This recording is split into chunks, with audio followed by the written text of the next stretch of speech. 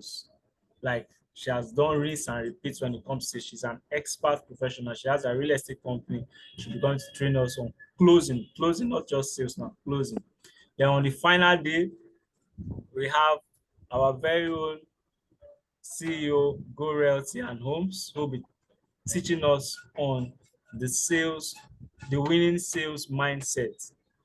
Yes, the winning sales, because you can learn everything, but if you don't have the mindset to apply it, there will be nothing for you. So in a few minutes, our speaker will be joining us. But while we are waiting for the speaker, I want us, because I heard one person said it's in Niger State, another person said he's in Kogi State. So please tell us, introduce yourself in the comment section and tell us what location you are joining us from. You never can tell your your Achalugu, or what do you call it? Your Odogu might be in the comment section. So introduce yourself very well. Your name, what location you are joining from. Just share that in the comment section. And any other thing you want us to know about you can sell yourself. So let's do that quickly while our speaker joins us. So once again, you are welcome to a very powerful sales challenge. In a few minutes, once our speaker joins, I would read out our bio, Ile-Ife, Osun State. Somewhere now that I saw you in Lagos, which day? Now you're in Osun State. Nathan Rivers State, wonderful. Please, let's mute our mic. Yes, okay, I like that. We have moved. Let's mute our mics, please. You're on Samuel, Lagos State, okay. Good. So while we are doing that, if you've introduced yourself, still take this link and share it to your friend. If you have a friend that sells real estate or that wants to sell real estate, take this link, share it to them that they have to be here. They have to be here. It could just be one thing that you will pick from today's class and that will scale your sales and marketing game to another level. So take the Zoom link, share it to your friend to be part of this session. Take the Zoom link. If you are a leader of any group, share it to them. Make a screenshot of what's happening right here and share it to them to be part of this session. So those of us that have introduced ourselves, I want you to type, what are we learning today? What is it that we are learning today? Okay. Type. I did not say unmute and speak. Please type because of time. So what is it you are learning today? What is it? Please mute your mic. Mute your mic.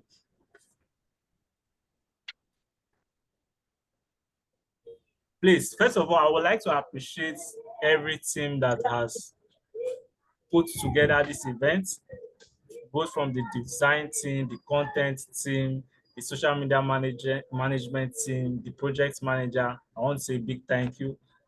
How many of you love this design? It's just so captivating. Even the speaker, I'm very sure that when she saw it, she was like, wow. So let's appreciate them. Thank you very much for your efforts. Even late at night yesterday, I was surprised when I saw the flyer. I was like, maybe this flyer will not come. But it came. Theodora Ogba, Lagos. Okay, so just a few minutes, then we'll be very sure our speaker is ready. You know, these people are big men and women. Okay, I'm still sharing my screen. Am I? Stop sharing. So let me be very sure that she's ready for us. Just a minute.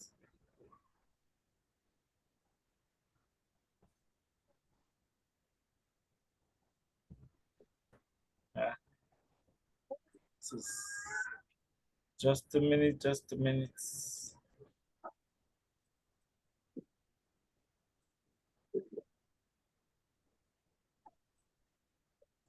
Oh, Nathan said we are learning about networking this morning. After I've given you expo, you're not saying it with confidence.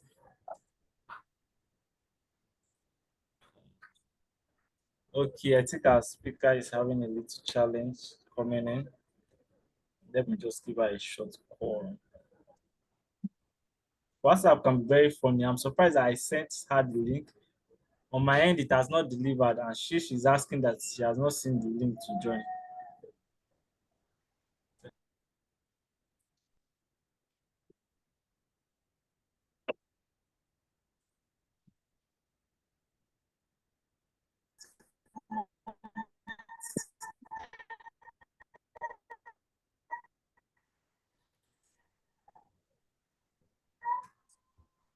While we are expecting our speaker, I would want to real estate. Share it to them so they are here and they don't miss. Huh? I'm not worried. Promise, please mute your mic. Oh, sorry about that.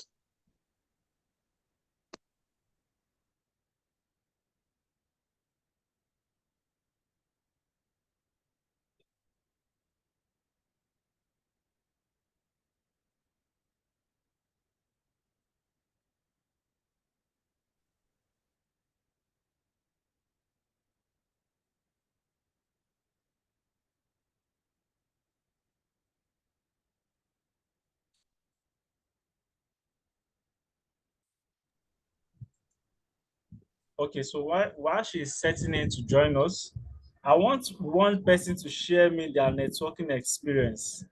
I want to believe that in your not just sales and marketing or your career or your student life, you have approached somebody and then that conversation has transitioned to you guys doing business together. So I want one person. I believe everybody have their unique experience. Oyin Lade, Oyin Lade, let me not call the second name so that I will not chew my mouth. Oyin Lade, are you with us? So can you share your experience on networking? So let me tell why Oyinlade is getting prepared. I remember I went to an all boys school, so it was difficult for me talking to ladies. You know, you're always used to talking to guys, talking to guys. So I started to learn when I started to learn sales, they said that you have to be very good at talking to both, of course, everybody. And so you have to push yourself to talk to people. I remember there was one very beautiful lady that I've always said I would like to go and like I would like to just be friends with her. And that day she was passing, and I was like, "Hi," and the lady too said, "Hi." Brothers and sisters, you will not believe that nothing came out of my mouth for like 5 seconds. I was just looking at her, she was looking at me, and I walked away, and she also walked away. After that day, anytime we see ourselves, we throw our face this side, she throws her face that side. That was how bad I was at networking. However, you guys are laughing at me. However, I decided that this networking will not overshadow me. So I decided to start to learn. One of the books that helped me, you guys may want to take this out. One of the books that helped me was how to win friends and influence people. Someone's mic is unmuted. Ayokuku, please mute your mic.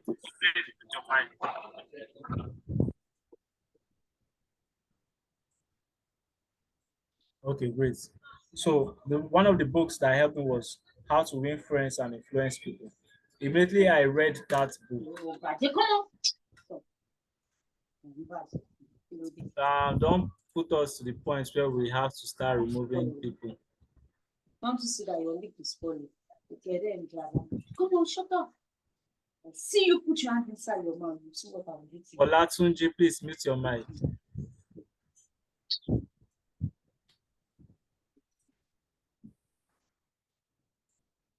Good. So one of the books that helped me among all the other materials, which is like my best, I always recommend is How to Win Friends and Influence People by Dale Carnegie. I read that book, I think I was in chapter 3 or 4, talks about smiling. And it was hard for me to keep my mouth shut. If I enter a bus, it's hard for me not to engage the person beside me with conversations. Most time, even if the person doesn't like talking, the way the book taught you, the person will talk to you till you guys get to drop and they will ask for your phone number. That book, at that point, I was not doing real estate, but I was in sales. It pushed my sales up. Like the sales I usually make, I made times 3 of that number of sales after reading that book. So if there's a book I'll recommend for you, How to Win Friends and Influence People is one way to go. Then some of you might be lucky to be in environments where you have clubs that talk about public speaking, where you're in an environment that people are also learning how to speak publicly. it is also going to encourage you to speak more. So one of the clubs that I would encourage you to find in your nearest environment is Toastmasters. Toast. How to toast a guy or a lady. But Toastmasters is together. The club is over 100 years old, and it's in over 200 countries. So in every location across Nigeria, I know that they are each of them in different locations. Just join. You can attend their free sessions. Even those free sessions, they receive guide. You will learn a lot. How they do it, they will allow you speak, and then they evaluate areas that you can adjust, areas you can do better, and areas that you are actually good at that you should improve on. So I strongly encourage us to strongly encourage us to find a Toastmasters club to join. Okay, so apologies, our speaker has a few challenges, but she will join us shortly. So let me do a brief introduction of our speaker. Let me do a brief introduction of our speaker.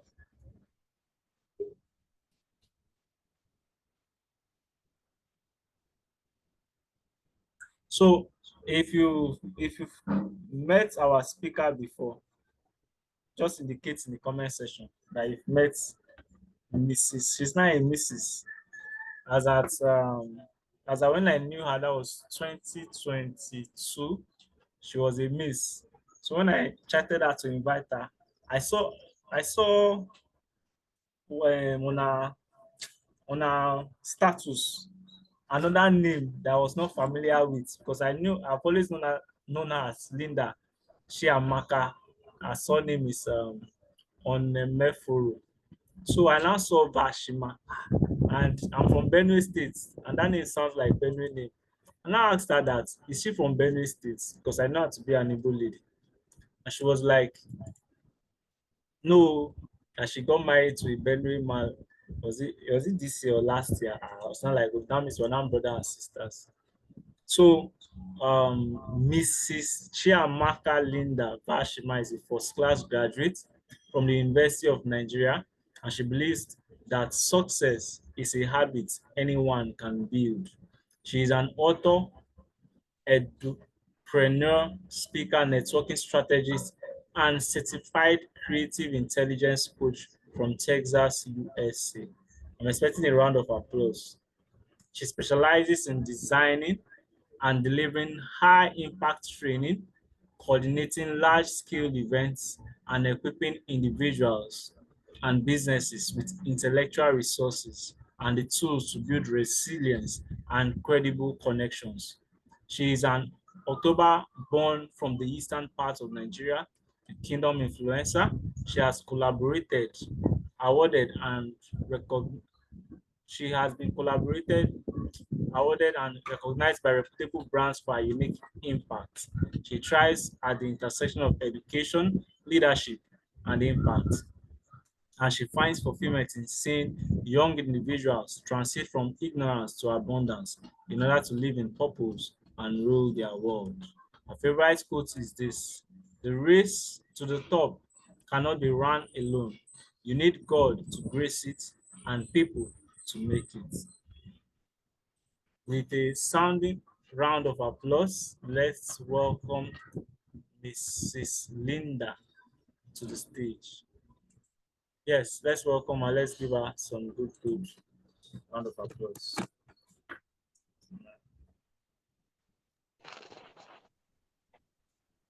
You can unmute and clap if you want to unmute and clap. You're welcome. Welcome, ma. You're welcome, ma.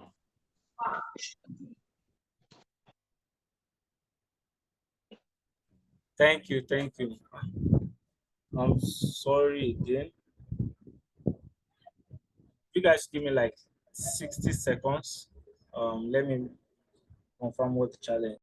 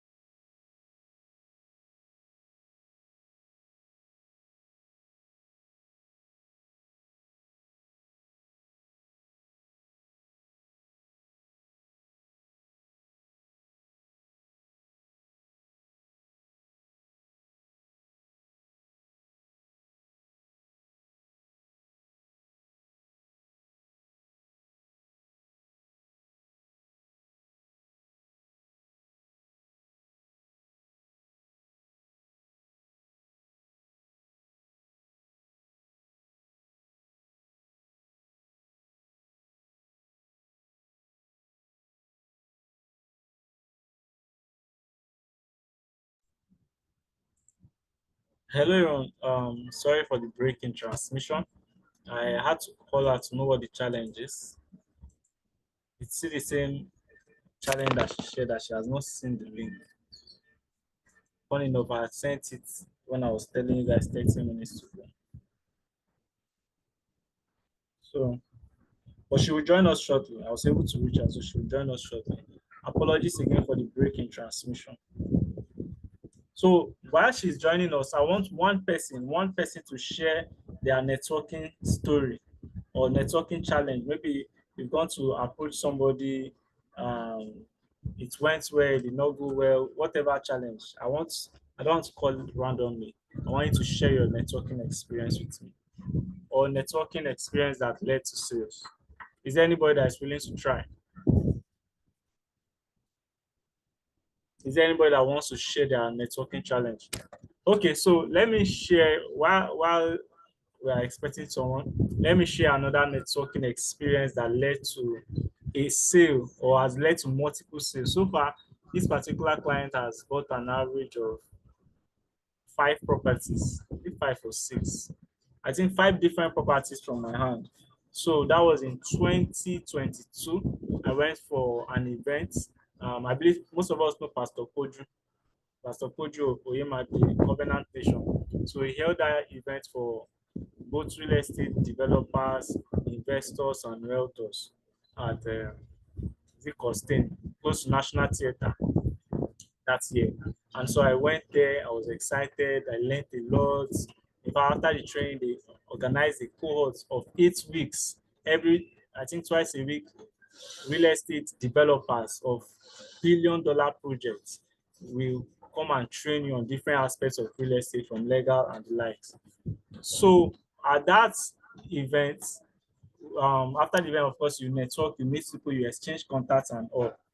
Guess what? I was going back home. I entered public transport, and my friend Moses, some of you might know him, Ove Moses, was in the car with me, and we're very excited for the things that we learned in that seminar. And so we're talking very animatedly. I don't know, I was very happy that so from where we took off from that National Theatre, we're coming to Aja.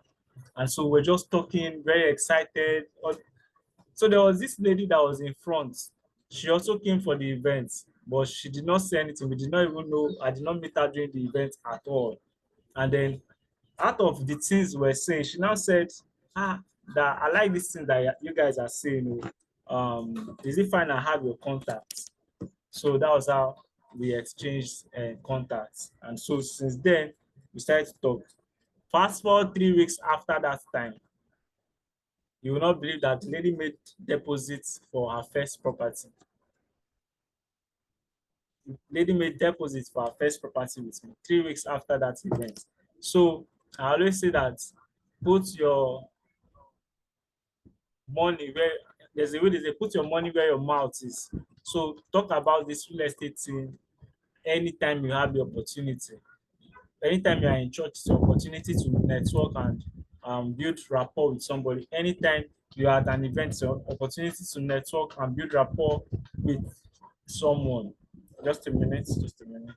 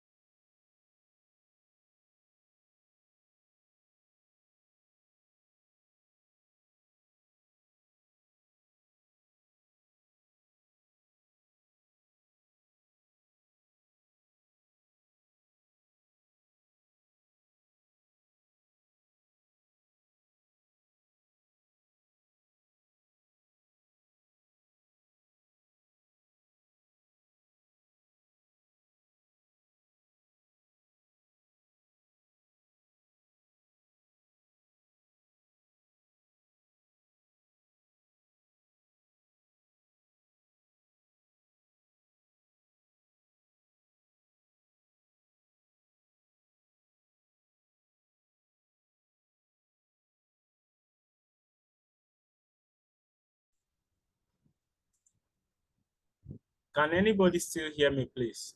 If you can hear me, please say I can hear you. I can hear you. Thank you. Can hear you, sir. Yes. So our speaker will be joining us any minute from now. Apologies again for the very, very long delay.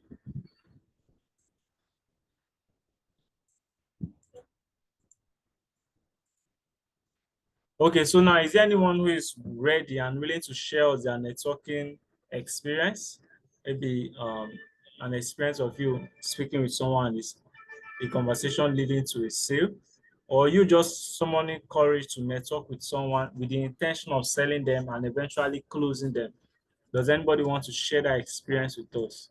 I'm going to call someone intentionally because I know that person has that experience. Before I call, if you are willing to share, feel free to unmute and speak.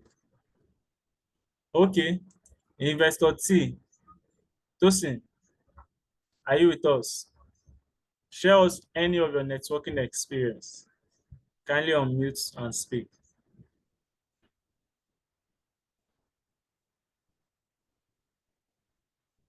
Oyebade Tosin.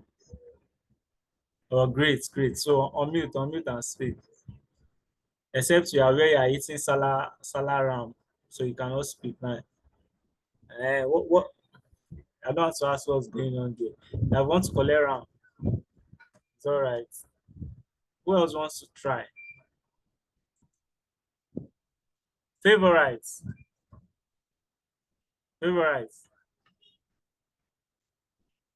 Are you with us? Oh, okay. Person is in transit on his way to Lagos. Favorite, are you with us?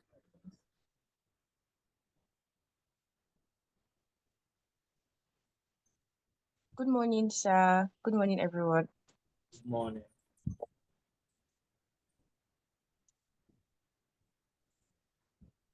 Go ahead, share us your speaking experience, your networking experience rather. Okay, so please, sir, can you repeat the question again so I'll know how to answer appropriately? Thank you.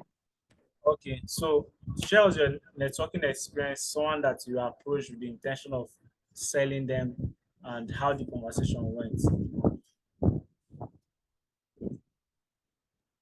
All right, sir. So actually met one of my clients in, I think it was the experience. That was the experience. Okay. So I did not go there with the intention of networking with people to close them. I just went because it was the experience. However, I was able to um help that particular person. I think he was looking for a seat because when the person arrived, it was actually the place was jam-packed and all. So I noticed the person was trying to get a seat and I offered to help, right? So I think it was during that process we were able to strike a conversation, and from there we exchanged contacts. Then afterwards, we did like a mini introduction to get to know ourselves better, and he was able to know that I was into real estate and all.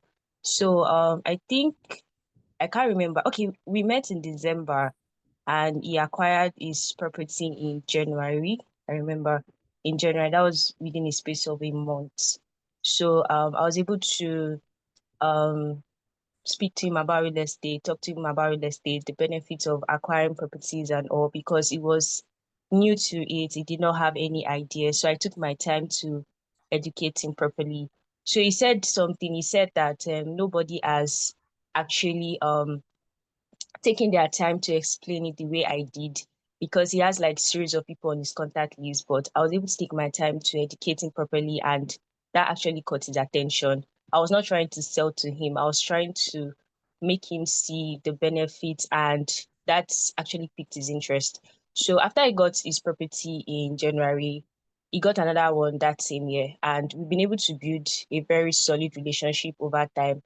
Yes, and through him, I've been able to get referrals as well. So that's like a summary of someone I met in a networking event, and I was able to close him, and that's it. Thank you. Let's give her a round of applause. I hope that this encourages someone so that when you go to an event, you don't just go there the way you went there and go back home, or you don't just collect contacts and don't build rapport. So one of the things I took out from her conversation was the fact that she educated the clients. You know, there's an angle of coming, oh, we have property, selling at this and buy, and then you get to connect with the person and then share the reason why you are passionate about real estate, and then the benefits of persons who have bought real estate over time and how it will benefit them if they also consider buying. So there's a whole lot of difference. To not take so much of our time, I will be going to the next session of our phase of our conversation tonight, which is sales role play. So we have an allocation that is to take place. Yeah, that is to take place just a minute. This Saturday, right? I believe we are aware that we have allocation this Saturday, or you guys are not aware. Are we aware that we have allocation this Saturday? Yes, sir. Yes, Awesome. Awesome. Yeah. So which of our properties are we going to be allocated? Choice Farm Estate. Choice Farm Estate. Great. So Phase I will 2. be phase 2. Are you sure it's phase 2? Yeah? The person that said, are you very sure it's phase 2? Yeah. Good, good. Huh? Yes. Okay, great. So I'll be sharing my screen and then we'll be doing sales role play. I want to hear how you market Choice Farm to your clients. Are we ready? First of all, who wants to volunteer? Because this is the part where some persons will be thinking of how they will exit the Zoom. Maybe after the sales role play, they will join back. When Zoom started to share people into groups, I never liked it. I remember the first time when they shared us into group, I left the Zoom. I timed when the man said 15 minutes will be in separate rooms. I disappeared. After 15 minutes, I joined back. Well, I hope that, okay, all of us were staying at 36 members. So I'll be sharing sharing my screen now. Please, can you see my screen? Can anybody see my screen? Yes, sir. Yes, sir. We can see your screen. Okay, great. So, also before we do the sales role play, I want us to watch the Choice Farm video. I don't know. I just love this video. Like love the video. The Choice Farm. So I want us to watch the video for a few minutes, pending when. Just a minute.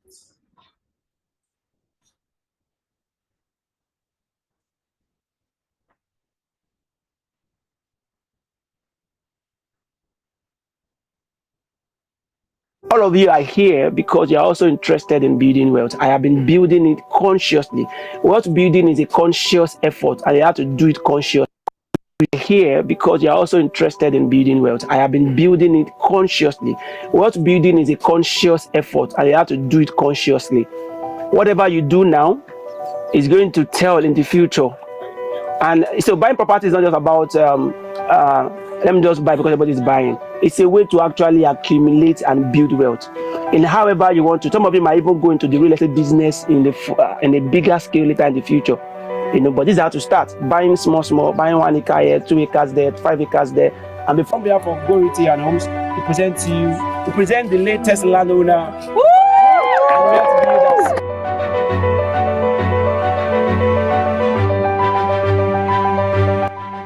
My name is Al Victor, the General Manager of Go Realty and Homes. I'm sure it's no longer news what we are doing today. Currently doing our location, having all our clients around to show them their piece of land. I brought a product from other companies, other real estate here. but what I experienced here was so amazing. Today we have the opportunity to purchase food item with 50% discount. Hi, my name is Okwade Pelumi, and I just got allocated today from Go Realty. I went around the farm and my experience so far has been exciting. Thank you to Go Realty. Thanks for all you do. God bless you. To come and buy land, to be a landowner, you're not too young to have land.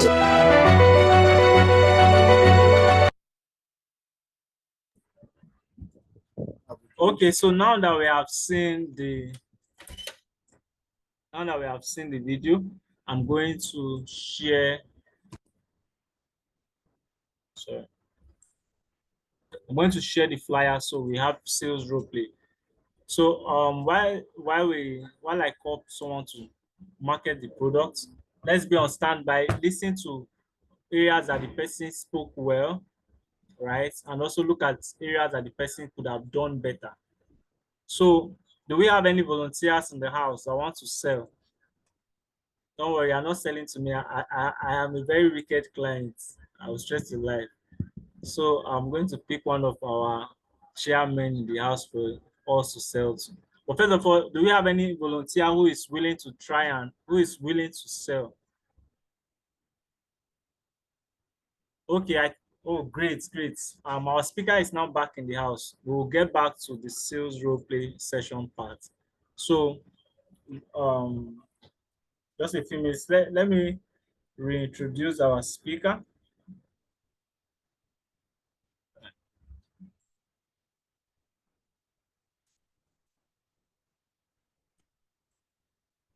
Can everybody hear me, please? Can you hear me? Yes, sir. Okay, great. So first of all, let's welcome our speaker. She's back in the house while I do a brief introduction for her. Let's welcome her. Use your favorite emoji, your clapping emoji. Yes. Good.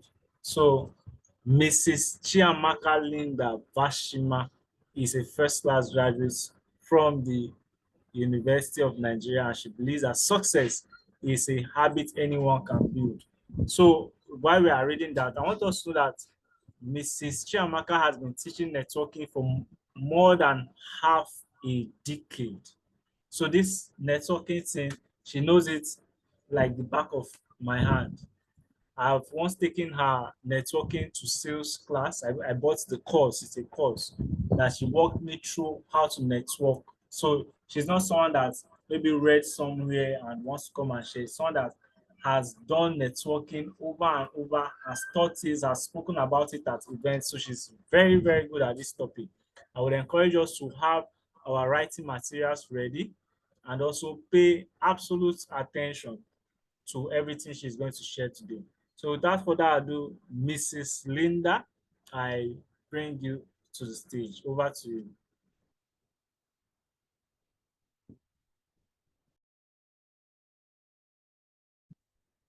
Sorry, your mic is muted. Okay, we can hear you now. Okay, so good everyone, good morning, great salespeople. I'm also a saleswoman. And that's why I really love the concept of networking, because my story stems from when I started network marketing.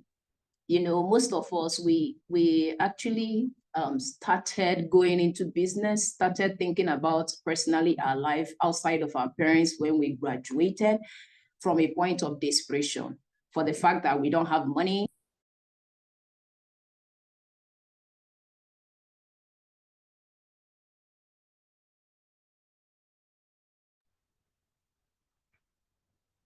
Okay, I think the network took her out.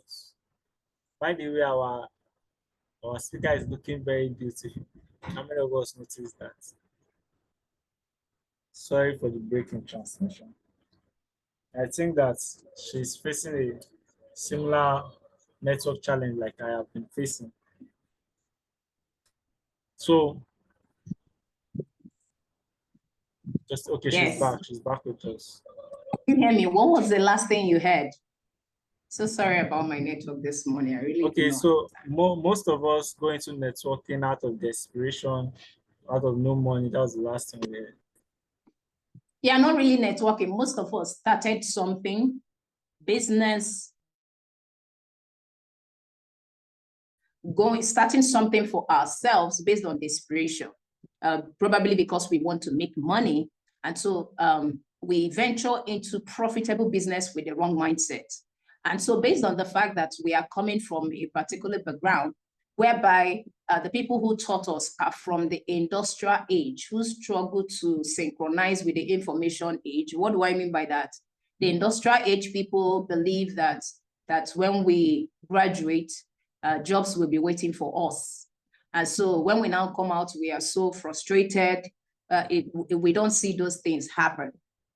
And so we just barge into the marketplace and then we are confused. We want to start afresh. We want to start life afresh.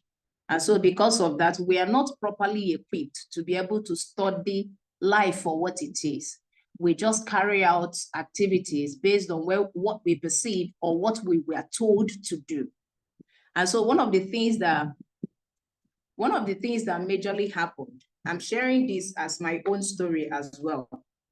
One of the things that majorly happened is that when we now come in, we are free to approach the world because we are not even prepared for it. And so one of the things that we fail to understand is that our parents painting the fact that we need to get a job to be successful. You will see that they will always advise either you be a medical doctor or you become an engineer or you become, there are 4 basic subjects that they will always recommend. Lawyer, yes. And today you see broke lawyers. You see medical doctors who did not study that because they have an interest in it. You see a lot of people who did parents.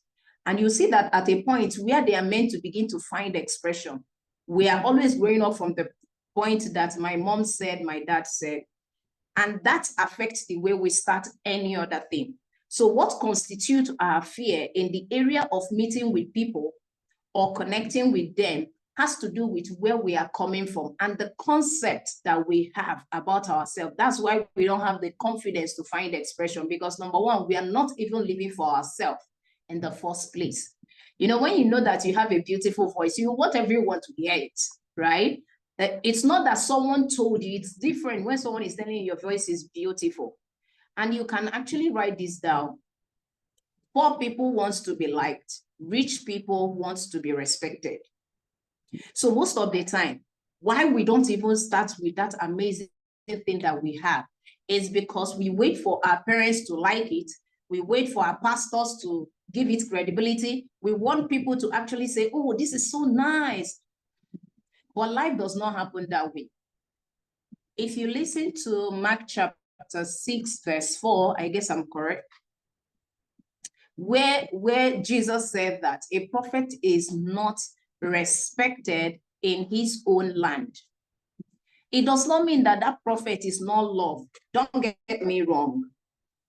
It doesn't mean that that prophet is not loved, but he wasn't respected. And for the fact he was not respected, it limited his ability to perform miracles, even as powerful as Jesus is. So because of that, he left that particular hometown to go to other places to perform miracles to those who believe, not those who liked him. So most of the time we start on the basis of, oh, it is real estate that is going to give me the money because you are going there out of desperation, you want to make money.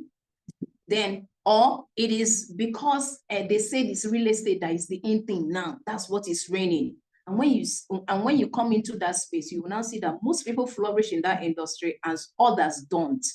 And I'm going to share with you why that thing happens. And when you see that some people are actually thriving in that particular industry and you are not, it means that the problem is not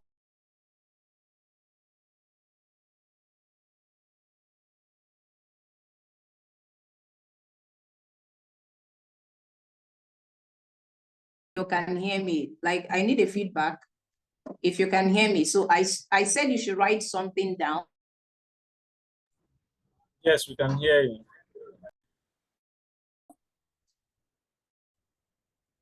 I Although the did network is see that breaking in out. the comments. Can you Hello, give me a feedback. Let me know I'm not talking to myself. Okay, so let's write the Hello, points that she can you hear shared me? earlier. Yes, we can hear you. Let's write the points she shared earlier. So Poor people want to be liked. would, Rich people want to this be is not a respected. presentation. This is a conversation. It's a conversation. We are having this conversation to know how to birth greater success story in anything that you do. Because networking is not about the industry. Sales is not about an industry. Sales is what every industry needs. Networking is what every industry needs. Even the white collar job that they ask you to get, they need to sell, they need to network to actually build the funds to actually pay you by the end of the month. So you will see that every single thing surrounds around networking. But people do not really pay attention to this part because they are focusing on being liked and as well as waiting for people to give them credibility before they go ahead. And then they forget their core major reasons for actually going into that place because they never ever thought about themselves. Okay?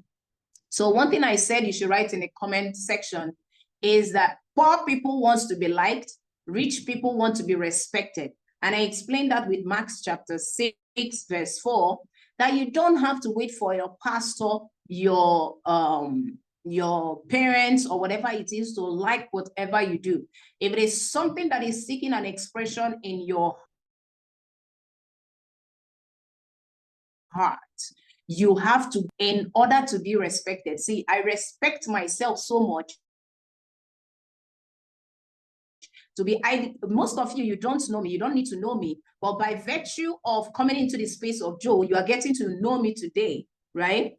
That's the power of networking. You don't actually, those people, they don't need to like you before they actually see what you have to bring to the table. And let me tell you one thing, every single person, including the successful people, needs help. Everybody needs help, but it determines how you position what you are bringing to the table. And most of the times I found out that it's not because of the product you are selling, it is because of your mindset to what you are bringing to the table. And because of your mindset, it is going to affect the way you project that value or that solution to someone per time. So when I start moving my products, marketing my product, hey, have you seen this toothpaste? Have you seen this whatever? And in as much as it's what people need, the way I was communicating that value did not meet to it. And so over time, I saw that I was meant to be making sales. I saw that I was meant to be selling instead of making sales. And I will share with you the difference, right? Now, what is networking? Networking, the word network. Now, let's say this is a net. Let me just explain to you so that you will just have, I'm just looking for something that looks like a net. Let's say this is a net, and you know in a net, there are holes, which means for everybody you meet, there are loopholes, and there are somewhere you know you are going to add value. It determines how you work on it to be able to get it connected. I don't know if you're getting my point.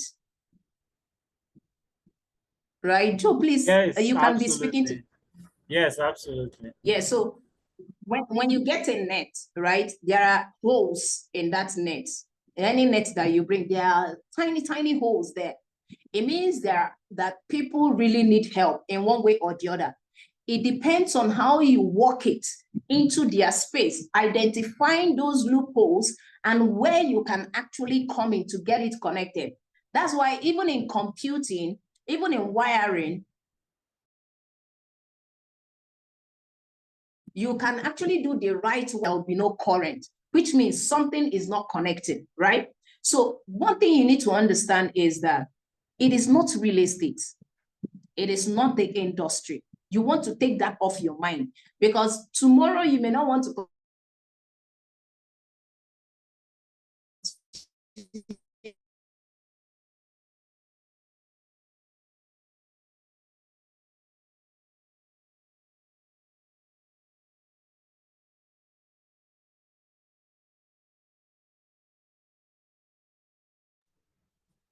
Sorry for the break in transmission.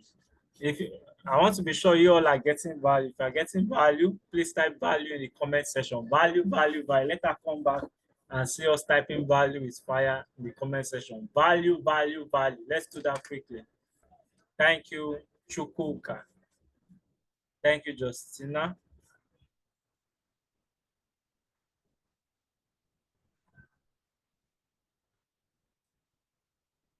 Thank you, Daniel. Thank you, Toluwani. Thank you, Blessing. Thank you, thank you, thank you, thank you. Manuel Ayomide. What's this? Wrong book. Thank you, Nathan. Thank you, Pascal. Thank you, Sheyi. Thank you, thank you, thank you. So I love the energy. I love the energy. And we have a full house.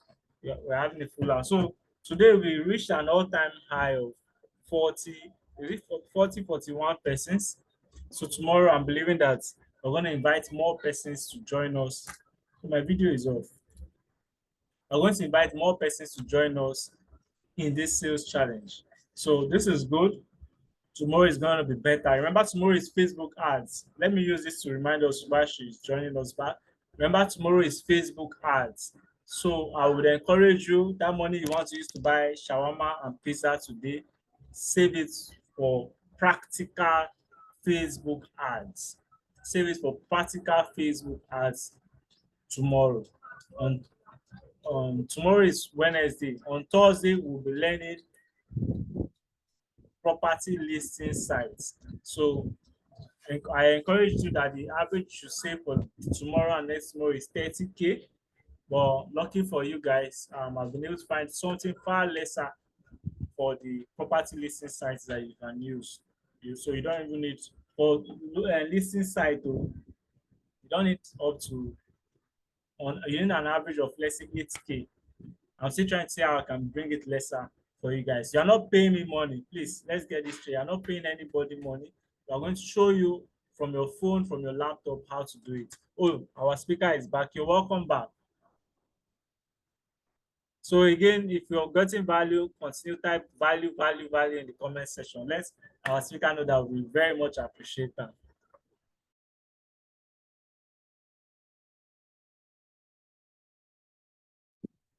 Okay, right, this is fine now, right? Yes, perfect. Yes, ma'am. Okay, amazing. Awesome. Thank you, Chukwuka Swala. Please always let me know I'm talking to you because this is a conversation. I'm not just trying to tell you things. I also want you to connect the dots where you are missing it. All right? So understand that networking is not something elaborate. And just like I told you, the problem with people is because they don't understand these loopholes. They don't know how to penetrate into those circles. And because when we are growing up, we were told to just get a job. We always want to be in our comfortable position. And whereas success does not happen in a comfortable position, we now find it very difficult to break into those spaces. Do you understand? So you wouldn't want to be able to annoy anybody. You wouldn't want to say something that will annoy someone. You wouldn't want to put yourself in a position whereby someone will reject you. But you know, rejection is a redirection, and the power of no is that it creates reasons for the next opportunity. So the moment you want to break out of all those things, see, every successful people here were once hated. For me, let me even tell you my story. For me, I'm an Ada from an Igbo tribe, right? And you know, normal concept of Ada does not marry someone outside the tribe. But here, I'm married to a thief Benue man. And the concept of marrying someone that is outside the tribe is crazy. It's not even documented. But it wasn't an easy route for me. But because I majored on purpose, I wasn't waiting for my parents to like it or agree with me to actually do it. Because at the end of the day, I am the one getting married. If I marry based on their own perception, if the man slaps me, I will always be at the dilemma and the regret of allowing other people to make decisions for me that I will forever suffer. So because I do not want that, I do not even care about whether they like the man or not. The point is that I love the man and I saw purpose in the picture before I made that decision. So anytime you make a decision, you are going to have people who are going to hate you. That's why rich people focus on being respected rather than being liked. Because at the end of the day, when they go out of their way to project their values, people respect them because of the solution that they are providing and bringing to the table. And you will see that the people who are going to buy from them are not the people who like them. It is the people who see value in what they are bringing to the table.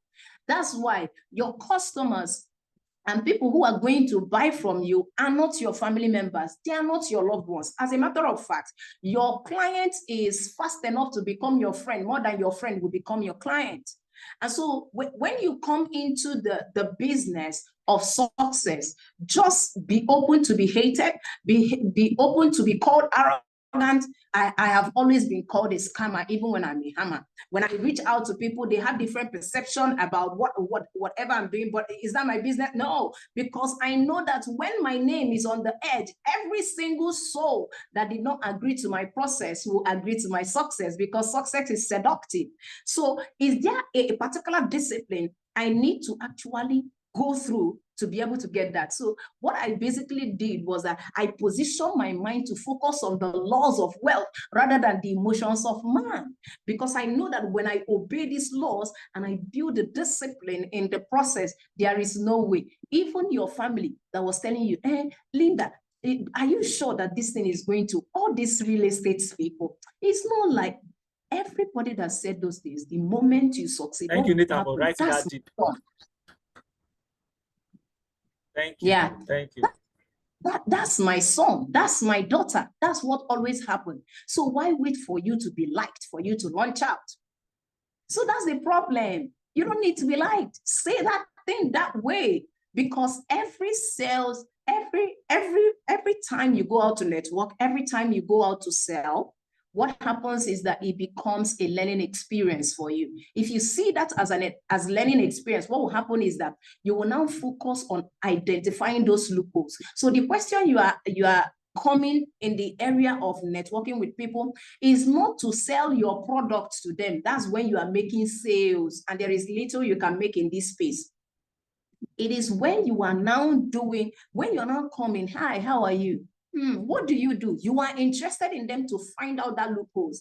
Then you are now looking for a way your product can now be able to benefit them, because until they see how it's going to benefit them, you will see that they will not see the need to buy. And you know, people, they don't like to be sold to does not mean that they don't want to buy. You need to be able to understand that. So one thing you should stop doing is to make sales. Don't talk to any rich man that you see that have the money. Remember, the people who have the money does not necessarily mean that they are your prospects. That's why it is better to actually sell than to make sales. Make sales is just when you want to push your product in the minds of people. This thing will work, it will work.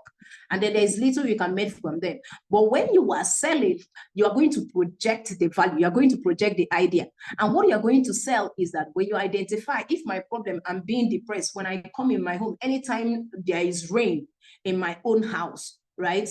If there is a rainfall, for instance, it will now start splattering everywhere. My wall is, I'll start stating the problem that I'm experiencing. What is going to happen is, the question now as a salesperson is, how does what I am bringing to the table be able to make this woman not feel the same way anytime there is rainfall? She's always perturbed. She is in that mood whereby she's looking for something to do about it. Everybody's looking for a way of improvement. Everybody's looking for a way of growth. And that's the essence of networking. But if you are coming to only take their money, they will not connect with you. You will struggle to connect with them, because you need to be able to identify that loophole to do the work.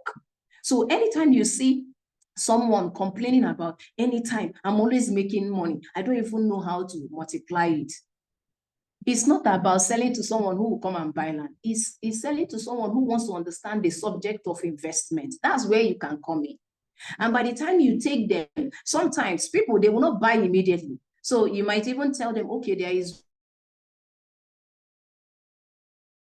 you are struggling with investing, because I've come to realize in People are making money, but the problem is that they don't know how to manage and multiply their money. So I have this conference that is coming that is going to help you. All those money you are making, you know how to allocate it to be able to invest in the things that are going to pay you off. By the time it comes to that event, something about the event is going to change. You follow up on the person. And when the person sees that you truly care about them and you really want them to get this thing right, they will begin to make decisions within themselves to actually get something from you. There is this time, one of my friends who is also into real estate, she was just making a post of how they were going to map out. They were doing, I think, allocation for the day. They were now going to do allocation. The dust, and what's that thing called? Is it a whirlwind, but it's a short one? A whirlwind was just moving. So they have to wind up the glasses. And so she just made a short video. Do you know what happened? Someone now sent her a go through to be able to make people, buy a house that can actually help them. He said, okay, the man is in Jos, this woman is in Abuja, and the man made payments without even coming for inspection. It wasn't because, and the journey of building relationship is the journey of establishing trust. Can someone trust you with that kind of money? Even you. And most of the people who are even selling the real estate are positioning themselves as people who have never made that kind of money before. So people cannot really entrust that kind of amount. Why would you think that they will believe what you are saying? And so one thing you need to understand is being rich comes from the inside. It's not about the activities you do, but the mindset that empowers your actions. That's why I would recommend the book by Brian Tracy, Psychology of Selling, because it's all about the psychology. We focus on strategy and lose the essence of where the 90% of successful people are, which is harnessing the power of their mind. So you need to be in the right mindset, because the best time to make the next sale is when you have made the first sale. Why? Because there's a particular emotion, there's a particular energy. I don't know if it has happened to you before. The moment you sell something to this person, you are in a particular frequency. There's a vibrational force that you are into to be able, the next time you even meet someone who said no, there's a way you talk to the person, because now you're not coming from a point of desperation. You now know that someone was able to buy into your idea, and then you have more confidence to be able to sell it in other ways. So when you are selling, you are actually projecting ideas, solution, and values. But when you are making sales, you are pushing your product, your valuable product, into the people you think that will buy, not prospect though, because you want everybody who has money to come and buy that. No, that's not the concept. So the essence of networking is for you to be able to identify what does this person need at this point in his or her life. And that will help you to know that in selling, if you want you need to ask questions. Don't come with, oh, my product is a fine product. When you buy it, you're going to, that's what a lot of people do. So what you do is, hello, can I meet you? You are so handsome. I like your dress. You know, the way a guy will see a fine woman. You know, the way a guy will see a fine woman and is captivated by her beauty. That's the way you reach out to network. It's not difficult. It's not difficult. And the problem is that we only network when we want to sell.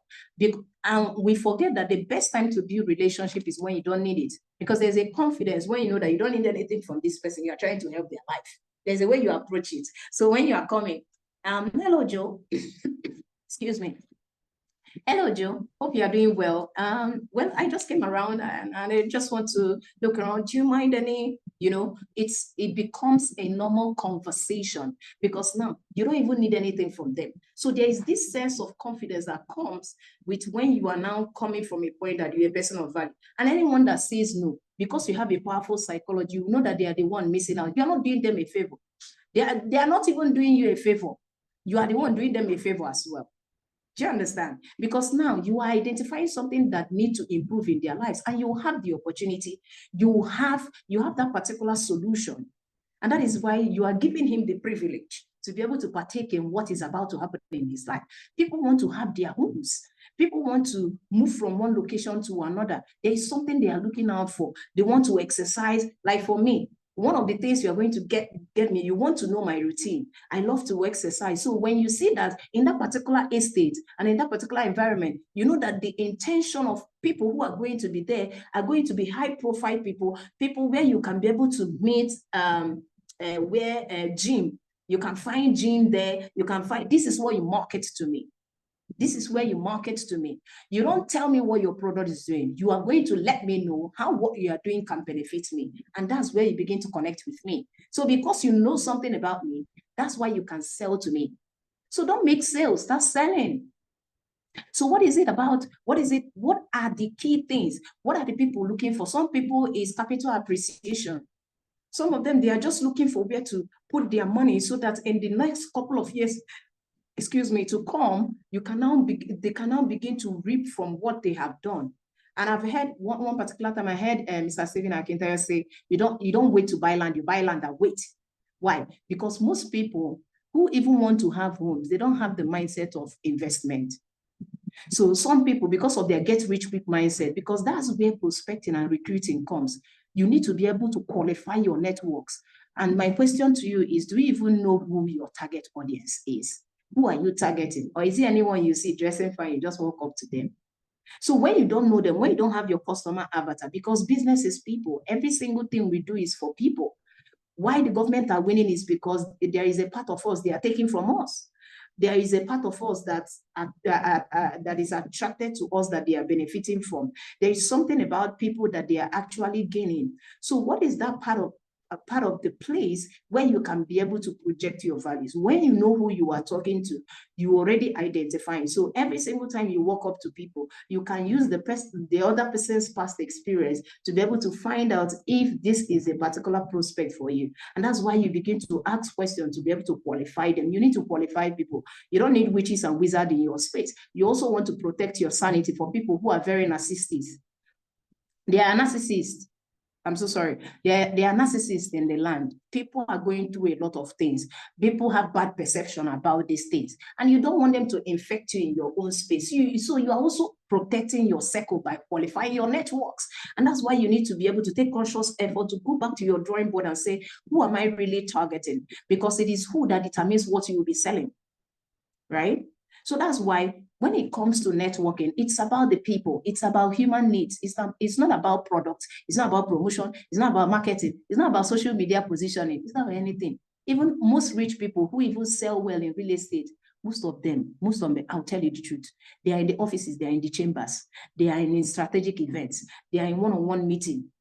They are not on social media. I'm telling you the truth. You see the normal conversation. So when you see networking as normal conversation, you will not be able to see yourself as someone who is coming to sell products. And because of that, there is no fear here. I'm bringing an opportunity for you. I mean, you should appreciate it. If you don't, of course, you're not my person. You are not part of the people that is meant to benefit from that.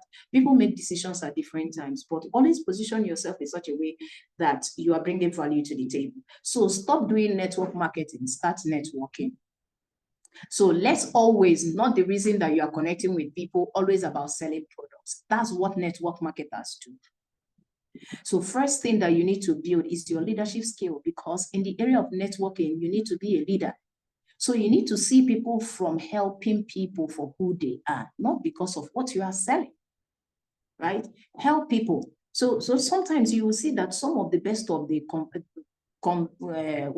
conversion you did was just out of mere conversations from maybe you people were laughing in the sitting room and you just said something, there was a time I just went to this place, are you serious? That's where I want to buy.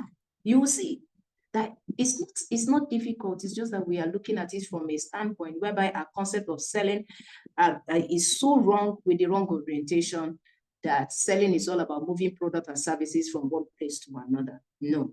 You need to be a salesman. You need to be a saleswoman. So I've said that.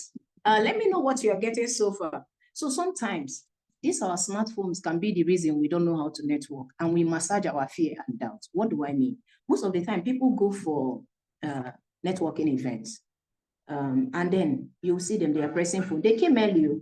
They are pressing phone, they are watching YouTube there, and then they forget to be in tune with the atmosphere of people where they can identify something to strike a connection. They are not, that's why you lack the ability to create, because you're always on your phone. And so far you have been in school, they have always told you, bend down, read books and pass your exam. That's what you have been doing. But you have never learned how to look up and look around you to learn your environment. And that's why you struggle all the time. You are with your smartphone. Yes, the smartphone, of course, I use the smartphone to connect with people, but I cannot do that at the expense of the vibration that is happening in my space. So anytime I go for an event, I don't normally want to just press phone. I want to understand the caliber of people who are moving around. And I want to identify, oh, are my prospects here? Are the people my life is going to help here? Are there people that are going to help my life too? I will be looking out for them because I'm open to connect with new people, to anyone who cares, of course. So what do you do when you go for events? And of course, when you know that your prospects are not a specific kind of people, it will determine the kind of event you go to. Most of you just go to only real estate events. You don't go outside somewhere, outside the real estate events, because you have not identified who you are meant to be selling to. You think that your customer avatar is all stereotyped to real estate. There are people in the offices, they don't even have time for themselves. They are CEOs in their offices, they don't have time for themselves. But you need to take that boldness. I have this, I have what it takes. Let them say no, but take their contact. That's where to start from. And most of the times you need the consistency of follow-up. You need to follow up to 9 times, but how many people have the discipline to actually do so? So it becomes a problem. Yeah, can you hear me? Can you hear me? Yes, ma'am. Yes, So, very clearly. Yes. And so because of that, you don't know the power of qualifying networks. Because even in school, automatically your classmates becomes your friends because they are coming in the same department with you, right? They are coming in the same department with you. All of a sudden, because you are always with this person, the person becomes your friend. But you do not make that friend based on what is their goal, what is your own goal? Does it align? Are you in the picture? You did not ask those questions. Automatically, that's why I will always tell people an undefined relationship crashes indefinitely. You can write that down. An undefined relationship crashes indefinitely. That's why you see, even we as women, our relationship don't last because we just make relationship based on how we feel at the moment, not based on what it should be. So we don't qualify people who come to our space, because when we are here to qualify, what will happen is that we will now investigate before we invest. But the reverse is the case. You will see people, they are investing in a whole lot of relationship they did not investigate. And so because of that, they will begin to regret, people, they don't merit me. I'm always being the one giving out, they're not giving. No, the problem is that you did not qualify that network. And so you actually brought a burden to yourself. So one thing you need to realize that you need to be people driven. You need to be interested in people. It's not in your product. You need to be interested in people, right? When you are interested in people, you will see that what you have is a solution to their problem, because it is the human needs that bets business needs. Check every businesses in the world. Why they keep selling is because humans have needs. We have needs. We have needs. Everybody wants to build their home. They want to japa. That's why the travel agency is thriving, right? So when you look at those things, you will not be able to identify, who do I need? Miss Lena, I've been doing into this sales thing. Don't say real estate doesn't work. You are the one not working. And why is it not working? Because you're not identifying the loopholes in that net to be able to connect the dots. So it's as simple as that.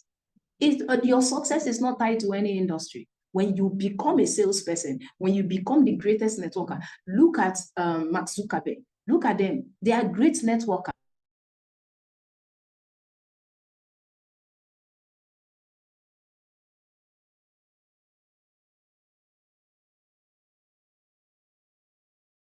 The timeline to delete and block people that you don't need. I'm telling you, when you look at it that way, you will see that these people, they understand the power of networking.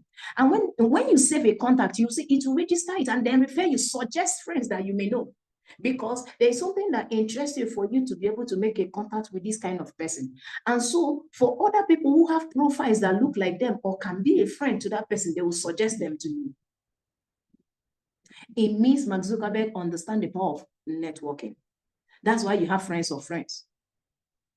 And so how many of you have powerful people that you have neglected because you're not paying attention to their particular interests? You don't know the people that they know, that they can refer you with, and you tap onto their own trust to be able to scale your success story in real estate.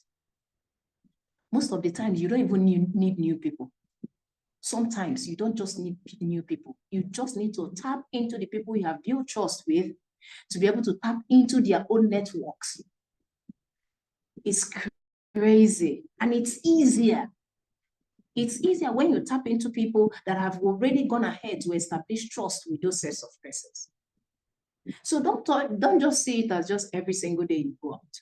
You go out and go and meet new people, just like we normally say, you know, it looks like it's so easy, you just go out, meet new people. No. So when you now look at that, you will now see that because you have a vision, you have a goal, you have reasons. When I say reasons, people don't have reasons for doing what they are doing. For instance, I made a first class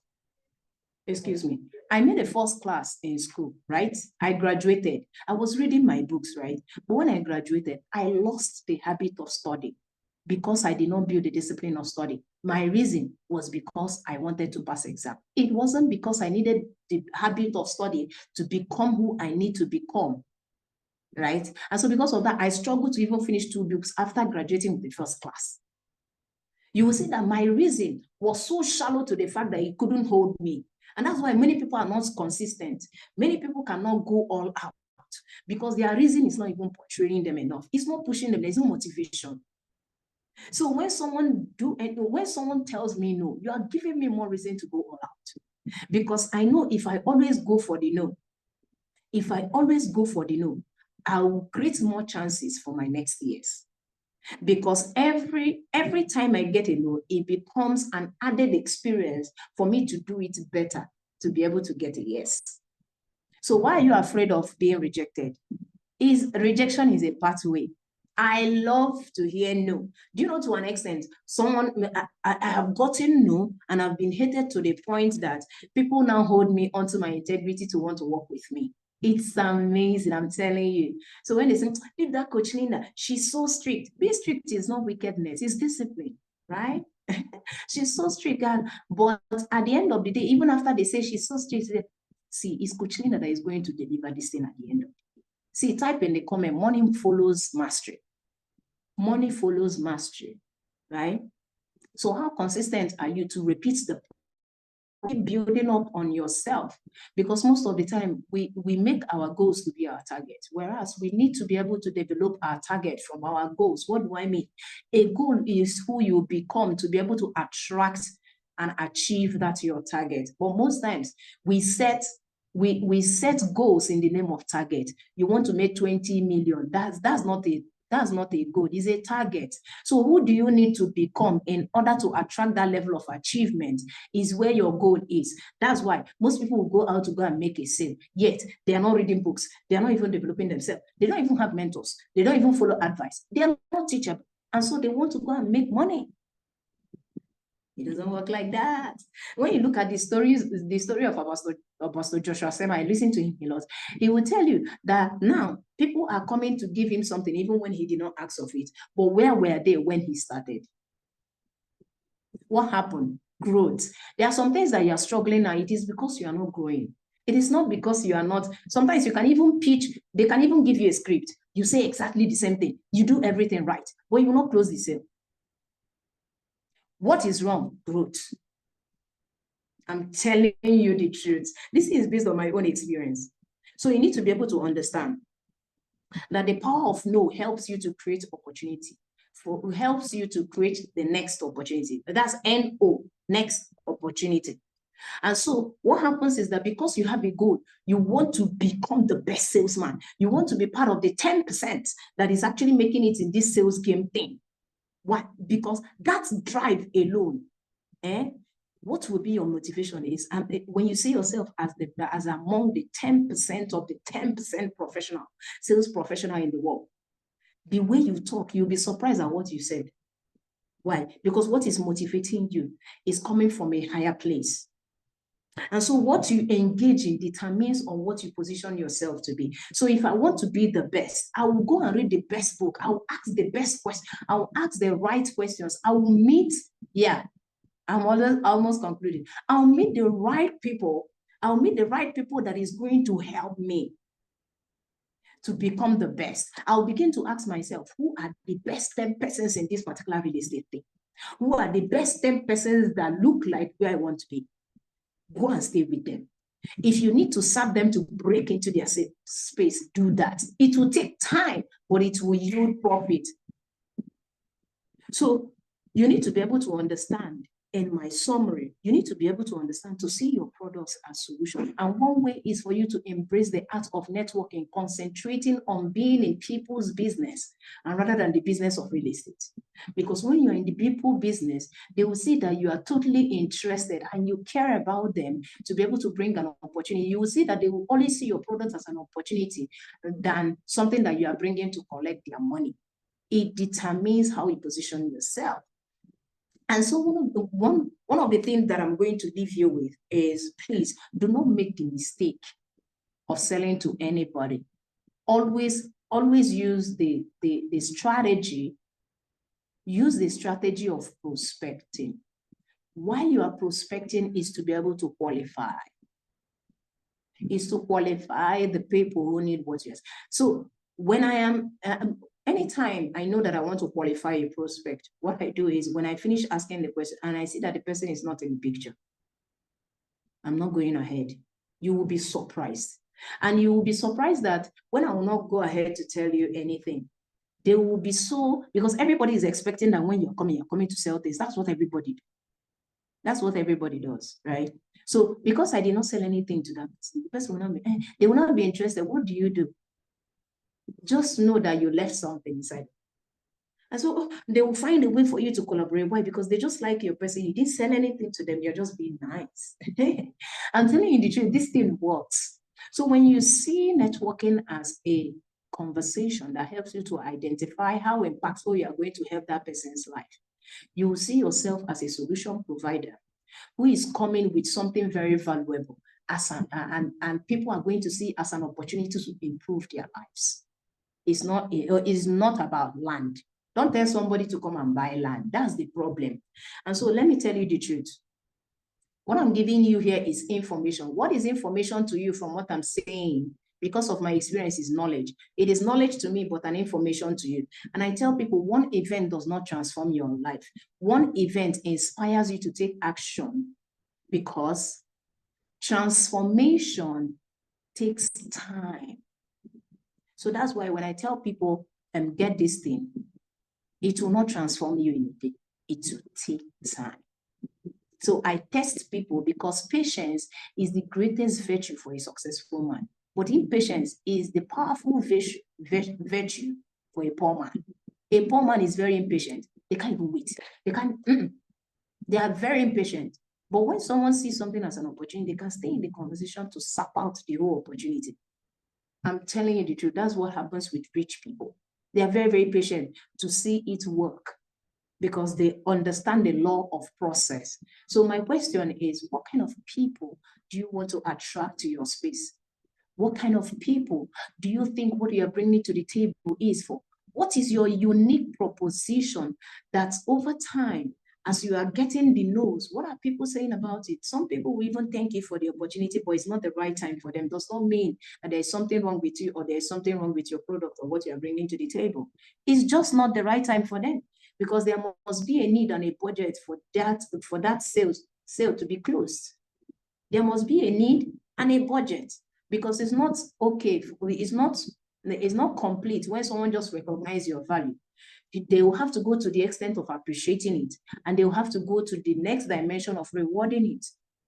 If not, you will just be attracting any level of people inside your space that tomorrow they will be telling, they will even come to your WhatsApp status when you post, you're not meant to be posting this thing, you're meant to be doing this, you're meant to be doing that. So while you are coming into this industry, don't forget that you are a brand first, that people buy because they trust you, not because they want to get a land. So why would they want to do business with you is the question you want to ask. And that's why networking is all about people.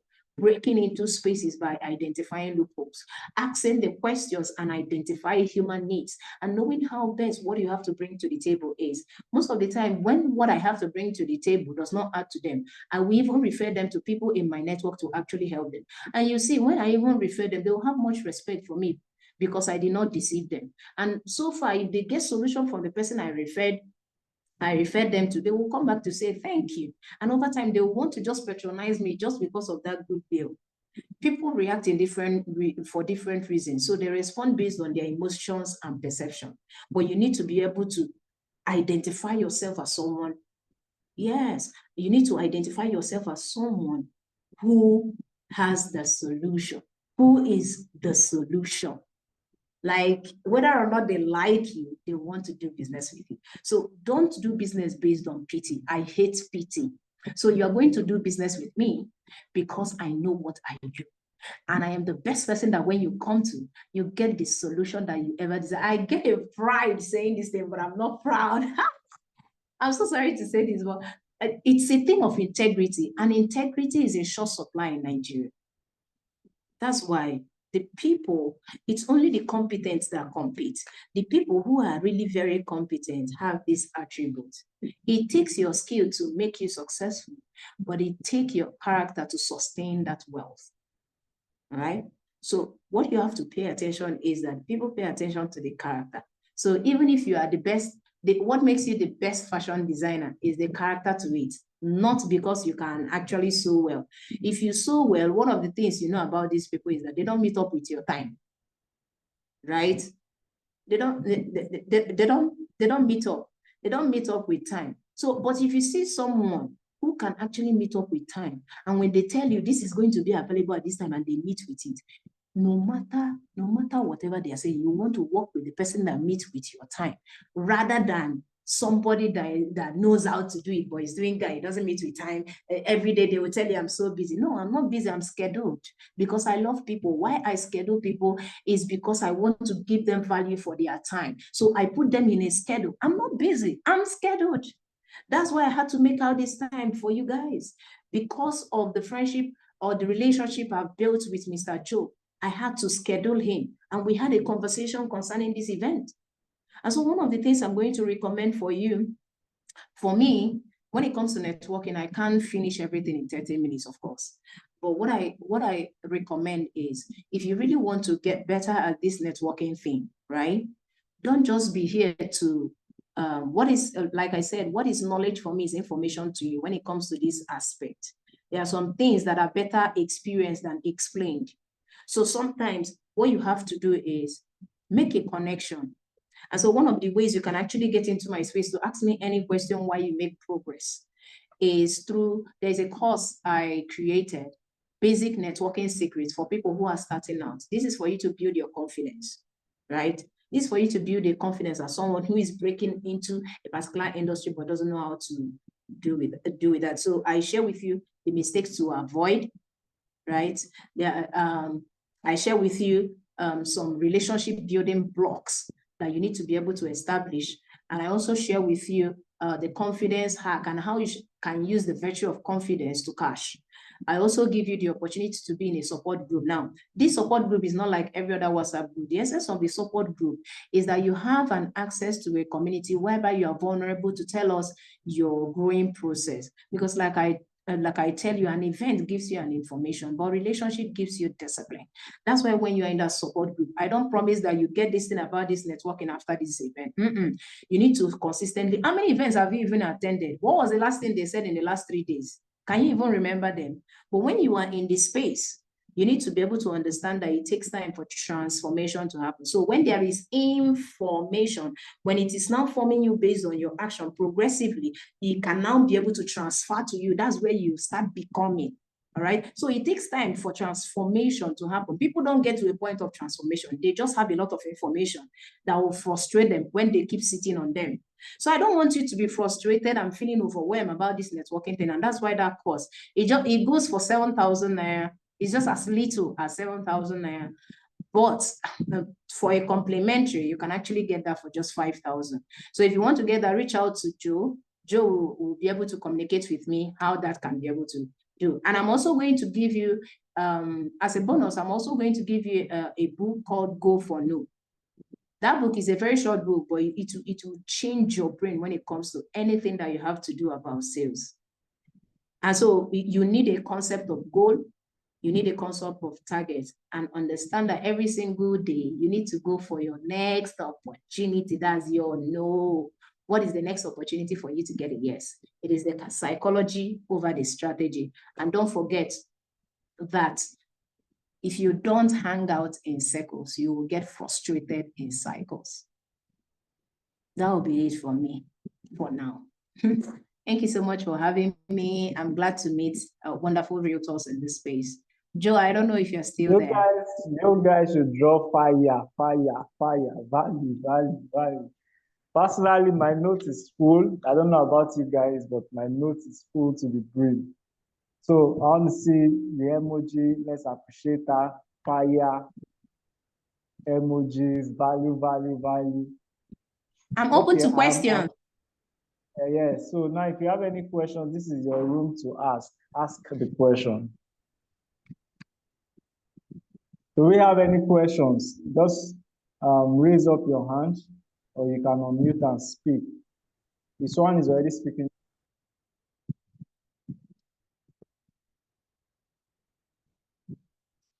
So you can raise up your hand and ask.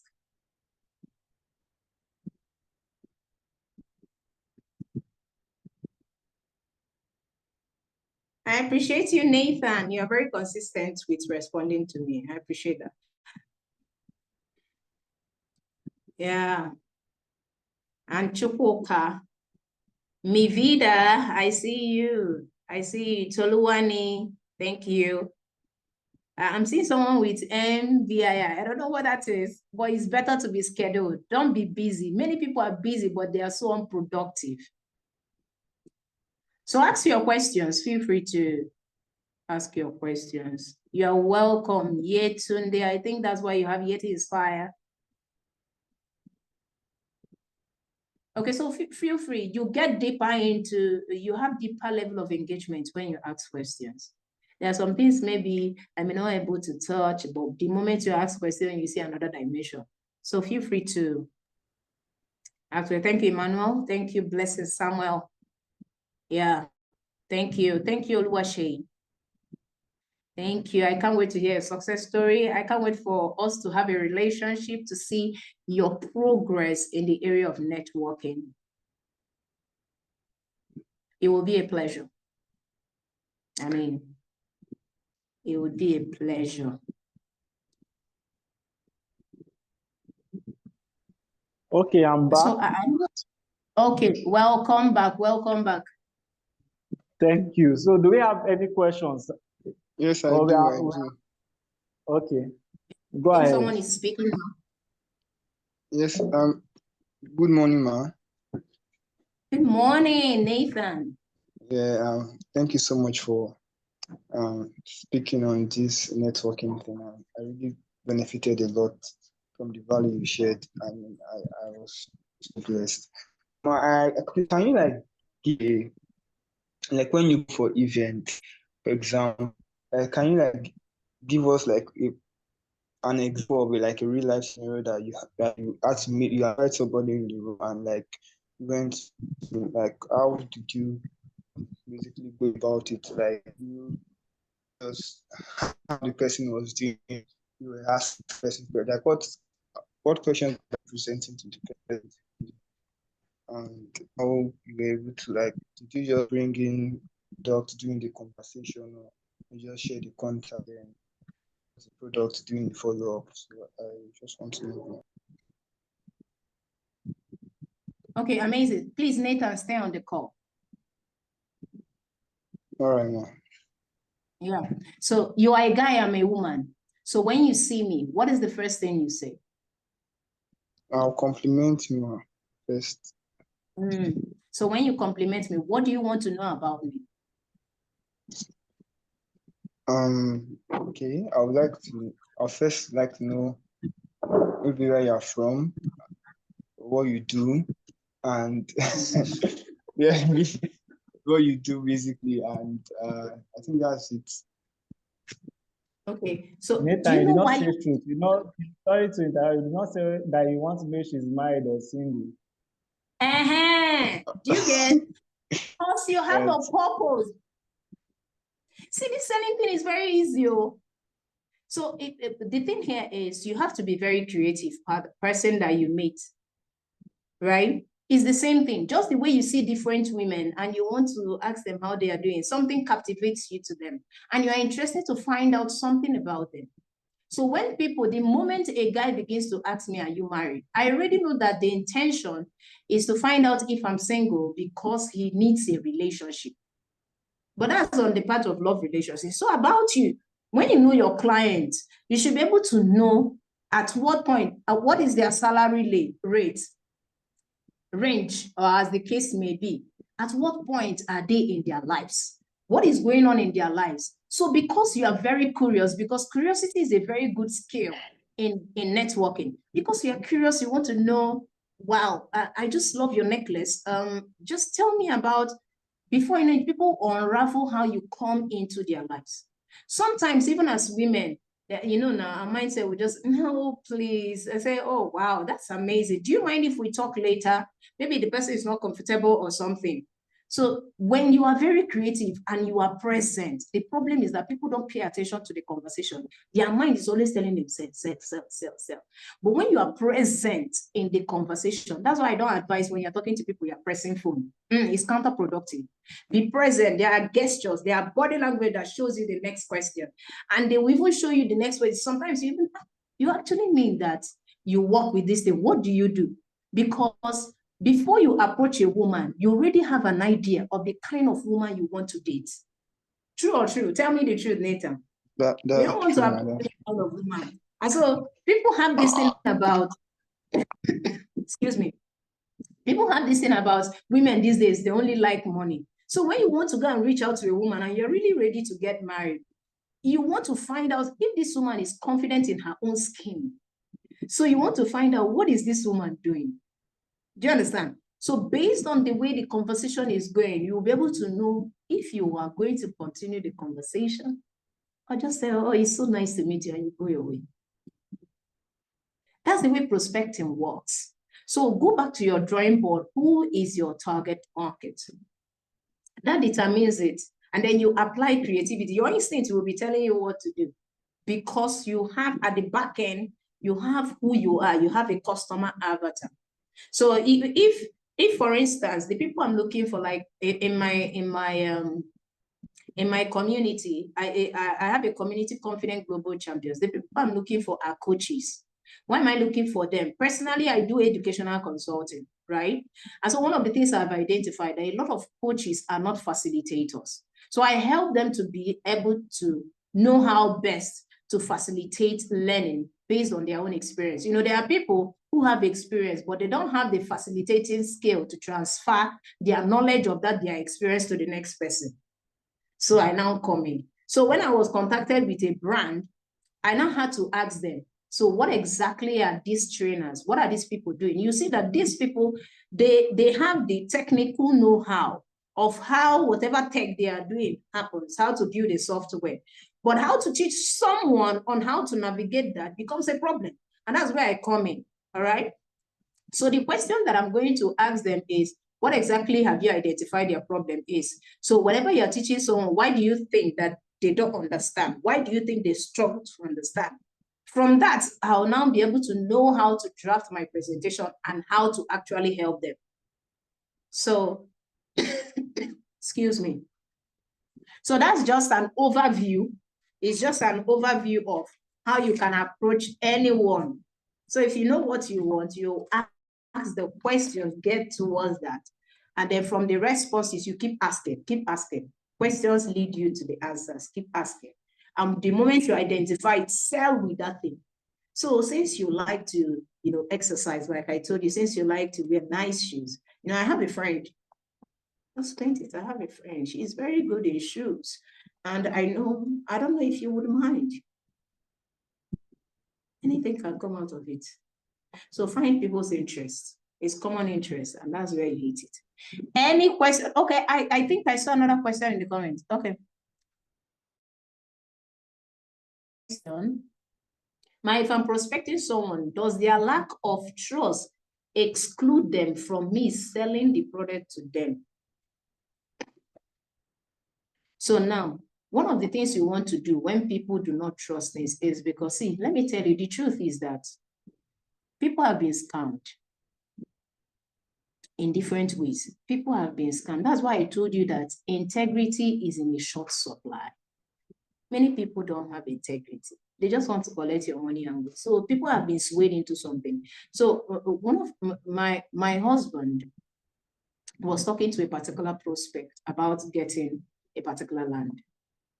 So the man's fears was that the last time that he bought, he's struggling to resell the land. And he said that when he was telling that person that he's buying from, he told the person that after he finished buying, when it's time to resell, what if he struggled to resell? He said he will help him to actually sell. But up till now, the person is no longer picking his call, he's no longer doing this. And so he doesn't want to do anything about with anyone concerning real estate, concerning buying land, not because he doesn't have the money, but now this is a particular place whereby they have this trust on people, because people have actually dealt with them in different ways. So what my husband actually did was, okay, what if I help you to actually sell this through our company? Are you willing to give us a commission to actually help you actualize that? The man said, oh, I'm open to that if you're able to help me. So they are actually working their way into helping the man sell the land, because if that particular interest and if that particular thing is eluded, what is going to happen is that he will see the need to actually buy from him and no one else. And another instance is that because people do not trust in things does not mean you are not trustworthy. Maybe it's their experience, their frame of reference. That's what affects their decision index, their frame of reference. So you won't really blame people when they don't trust things. Agree with them, always agree with them. Your power as a salesperson is your listening ability. Just listen to them, agree with them. I know how it feels. If you have someone experience that relates to what they are saying, let them know. You connect with them that way as well. You tell them, really, I really understand that this person really did not do this thing well. That's why most of the times I don't advise people to buy from individual. I advise people to buy from a company, because one of the things that is stated in the company is that they will help you resell. But the thing is that you're going to give them a commission. So I want to find out from you, are you open for our company to come in, or you offer us a commission for us to help you sell it at whatever price you want it? So when do you want us to have a meeting? There is no way. Someone who is really interested to resell that land will not be open to have a meeting with your boss, in your office, to be able to know how best to carry on that thing. So that's it about that. Any other question? Did that answer your question, Teniola? Nathan, are you still there? I can't see Joe again. I think network took him out. Yes, Good morning. thank you. I have a question. Okay, who is speaking? I want to. Joshua. My name is Joshua Juloma. Thank you so much, ma'am, for this session. I have two questions. Now, for somebody that has a bit of experience in, let's say, sales, like selling in person or over the phone, many a times I'll not say to prospects now, but to maybe it could be somebody I'm engaging in a conversation, somebody I met somewhere, we seem to come off as a bit hardcore. I don't know if you get what I'm trying to say. Like we seem to come a bit strong, not because we want to, or because of, our background in sales. So we are used to being, just trying to take that person from point A to point B. But some people see that as being pushy, as being, how do I put it now? As being hardcore. So what is, for you personally, what is your subtle way, if you know what I mean, a subtle way of, selling something, during the conversation? Are you the type of person that you build the connection first, then you would wait, then you maybe later, when you feel like the connection is established, or you just find a way to, put it into the conversation, then give them time to think about it, or you want them to take a decision, on that spot? That's my first question. My second question is this. One of the things that personally I believe that helps in networking is the fact that you have credibility. Like there is somewhere or something that they can go and check after that conversation, to know more about you, to feel like, okay, this, that. For us, it's social media, website and things like that. How do you? Yeah, it's simple that we know that, okay, this is what I need to do to build credibility. But in your own words, or your own way, how do I build that external credibility? What should I put on my social media? What should I put on my website? How should it look like that stands me out amongst every other person? Thank you. Okay, it's very simple. Every conversation you have or every perspective, let me answer the second one first. Every conversation you have is a selling experience.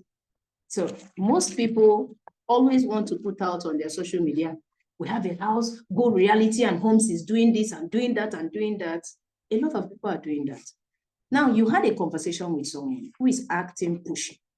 Go to your social media handle, click on the video, do a video for a lot of customers, address it, right? Teach them. The essence of you being a salesperson is to actually guide people.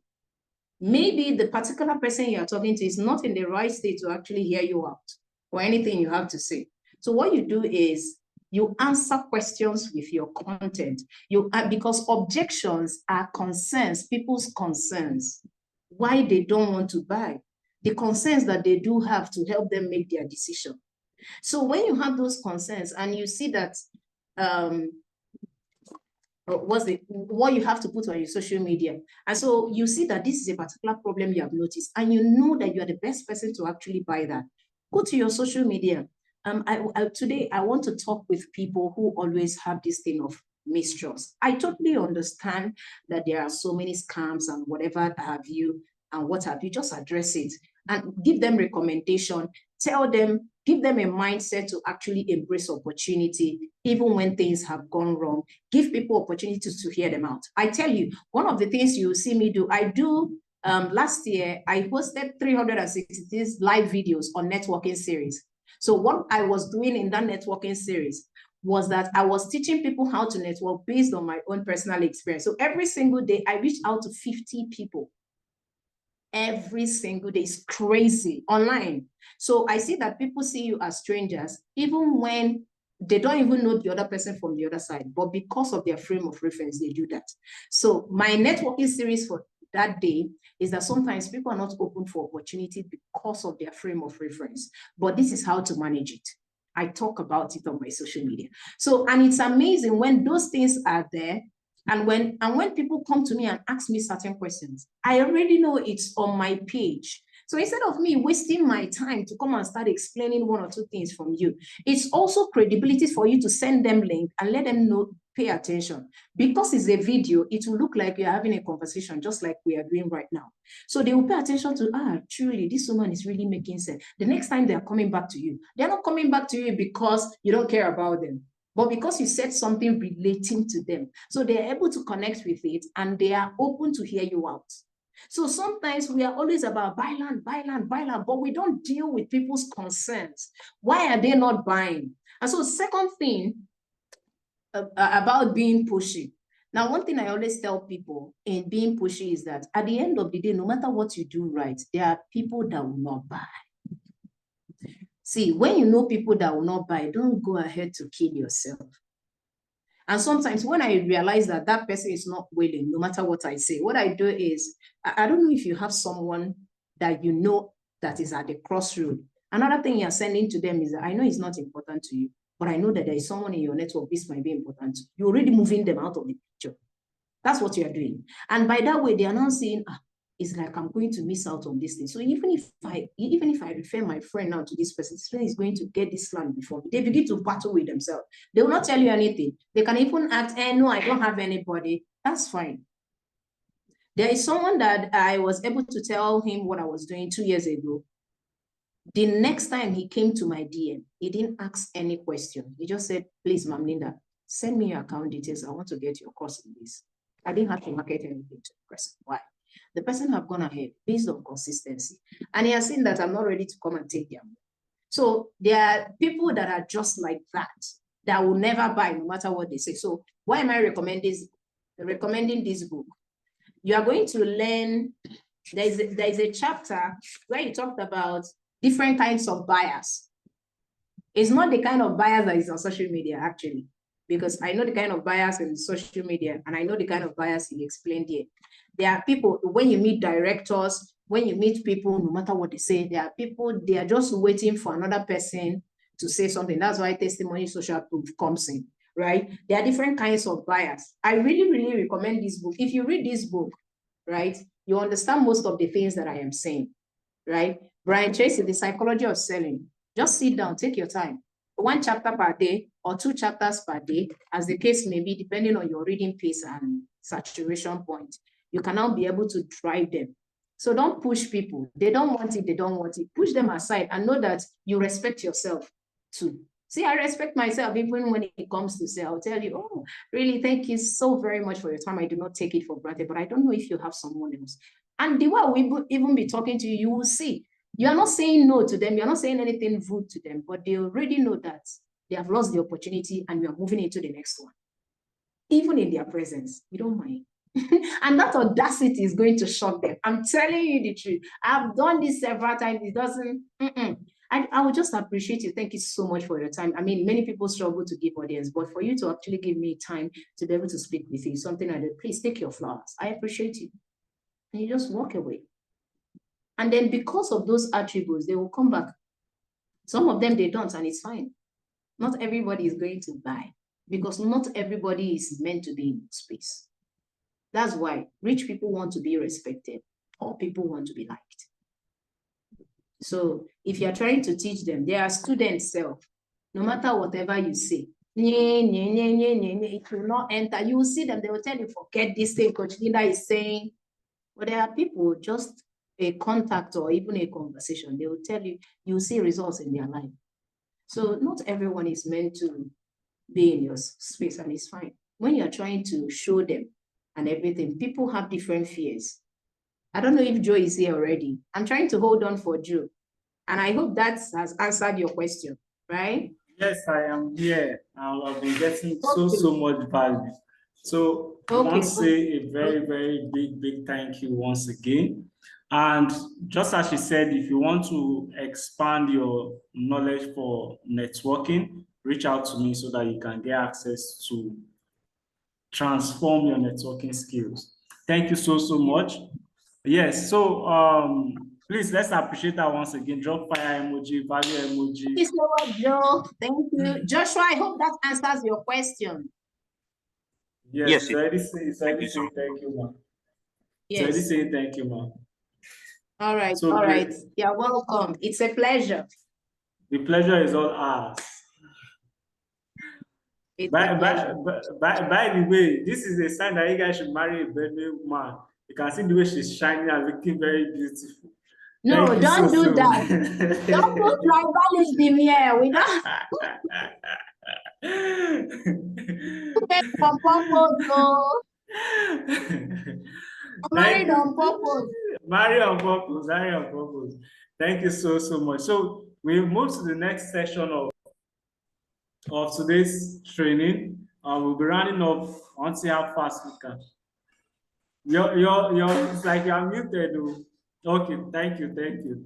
No, I don't want to talk while you are talking. Someone wants to ask a question. So maybe probably drop a link with you so that we don't take a whole lot of your time, right?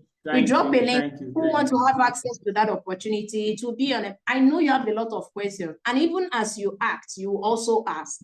So that's why I created that opportunity for you. If you have access, if you are privileged to be able to make the commitment, of course, I'm going to help you as much as you want. Okay. Thank you very much. So I want to see if we can round up in the next 15 minutes. The supposed time to end this session was 11 o'clock. So quickly, we'll do product knowledge. We'll take one sales role play, and then we'll go straight to the challenge and we'll round up. So the product that we'll be looking at today is Go Farms Choice Farm Estate. So just a few minutes, I'll share my screen. Just a few minutes, I'll share my screen. So, okay, let me put it open to us. Who wants to educate us before I do the product knowledge? Who wants to educate us on Go Farm Choice Farm Estate? Who wants to educate us? I don't know why this person's name is coming to my mind.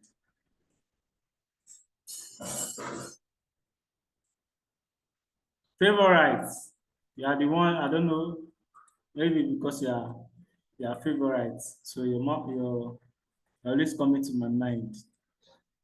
So favorites, give us product knowledge on Go Farms. Choice farmers. I don't know why I'm saying Go Farms. Go has really entered my mouth. I'll be sharing my screen shortly. So favorites, please share us. Just a minute. Favorite, are you there?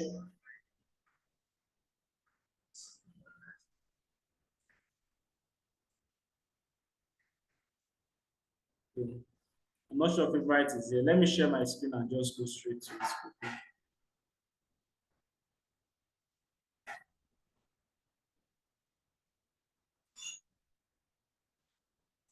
Can everybody see my screen, please?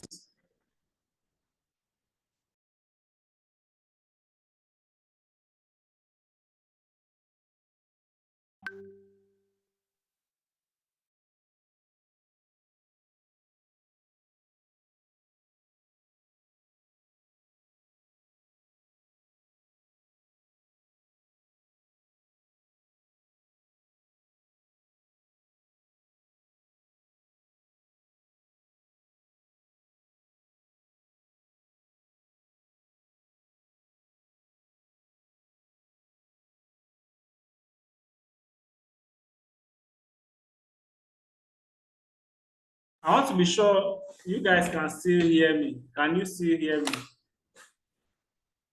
Yes? Can everybody hear me? We can hear you, sir. Favorite said she cannot speak from where she is right now. Okay, great.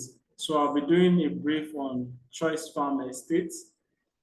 By the way, Choice Farm is the estate that we are allocating this Saturday. We are allocating Choice Farm Phase 2, and this estate that is open here is Choice Farm Phase 3. So the good news that I want you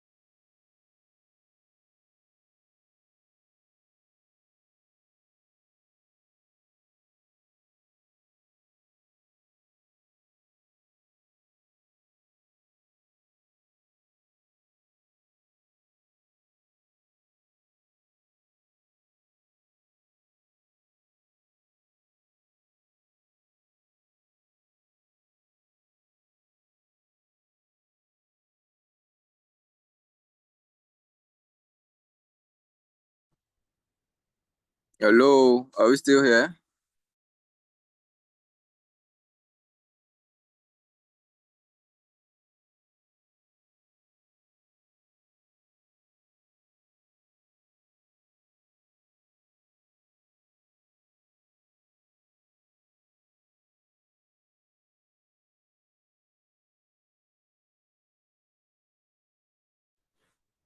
Can anybody still hear me? Apologies for the network break.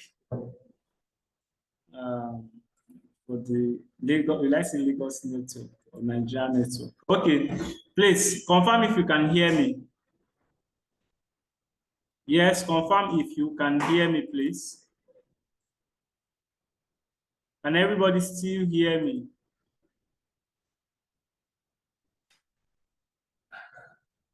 Yes, sir. Thank you, Justina. Yeah, so I'll be doing, and then confirm you can see my screen. Can you still see my screen?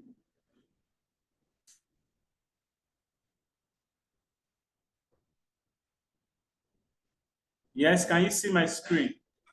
Yes, yes.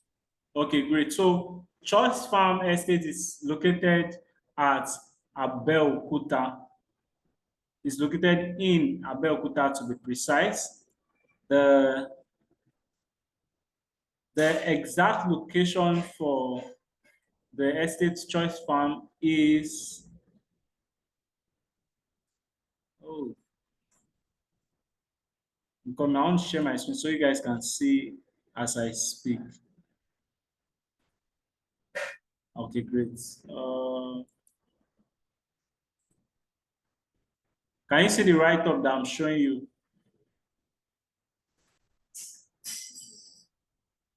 Can anybody see the write-up on my screen?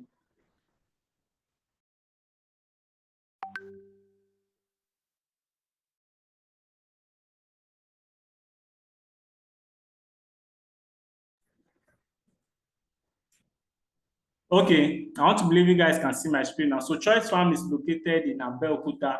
The exact location in Abeokuta is Orile Ishaga. One of the notable landmarks is Lafenwa Market. People know Lafenwa. When you mention Lafenwa Market at Ogun State, immediately they know the place. So I want you to know that these are some of the things you communicate to your clients, let them know that this place is selling out fast. We started selling October, November last year. In 3 months, we sold out phase 1. We started phase 2. Phase 1 was 20 acres. We started phase 2, that's Choice Farm Estate phase 2, another 20 acres. In less than 1 month, no exaggeration, the same 20 acres for phase 1, we started another 20 acres for phase 2. In less than 1 month, phase 2 sold out. Yes, now we are now selling phase 3. And of course, we started selling at 400,000, if I'm correct, and then it grew to 600. Now we are at 800. Are you guys following? Are we following? Good. So all this information will be shared in the WhatsApp group. Whenever you are selling to a customer, the things you want to focus on is not just the features. First of all, landmarks. What are the major landmarks around this place? The first one is 15 minutes to the Crescent Market. That's at that around Orile Ishaga, and then 20 minutes to Lafenwa Market. People know Lafenwa Market. And when you say easy access to major highways, by the way, one of the things you should take notes of for this estate is it is dry ground, dry ground. So whoever is buying will not worry about having to sand fill the land when they want to build. So it is dry ground. Secondly, it is by the roadside. It is by the roadside. We'll be going for a location so you get to see the place yourself. The estate is directly by the roadside. So those are major selling points you want to use. When we say the place has easy access to major highways, it is very close to the what's it called? Shagam Abeokuta interchange road. Very, very close to the place as well. So all these are key points that you want to use. After you mention landmarks, right, major development in the location, what you want to focus on is benefits. What would me as an investor benefit from buying this land from you? So, sir, you know, yes, when you buy land, you keep, and the land appreciates. What happens is that whether you do anything on the land or not, the value will go up. However, what do you think about making money on your land rather than just leaving it fallow? And that is where Choice Farm Estate comes in. Currently, we are planting cassava on it. And for each acre, if you want us to plant cassava, planting, weeding, cultivating, harvesting, right? Everything together, you pay an additional 150,000 naira to the 800,000 naira. So that's 950,000 naira. If you are doing an acre, you add 150 times 6, that is 900,000. You add that 900,000 to 4.8 million, that is 5.7 million. So this allows your land to make money for you instead of just appreciation on the land, instead of only appreciation on the land. Now, you can decide after the harvest to collect all the cassava for yourself and use it to do anything you choose.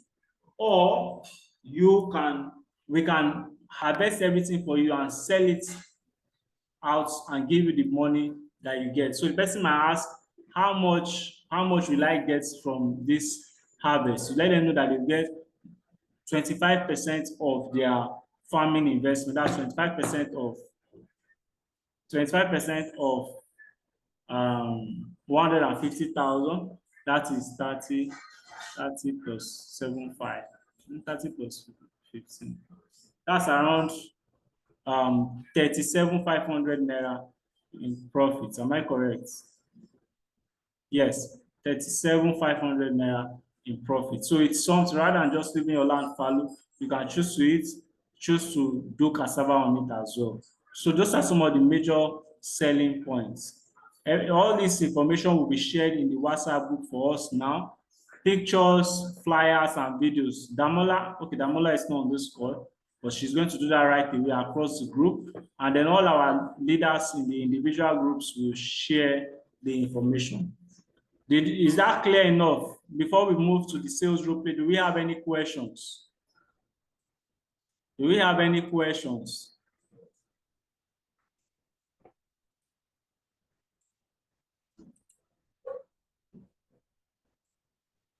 Do we have any questions? So half plot 400,000, full plot, that which is 500 square meters, you get 800, you get a plot at 800,000. Half an acre, that is 3 plots, you get it at 2.4 million, and 1 acre, you get it at 4.8 million naira. This is the initial deposit for each of the estates. Okay, so do we have any questions?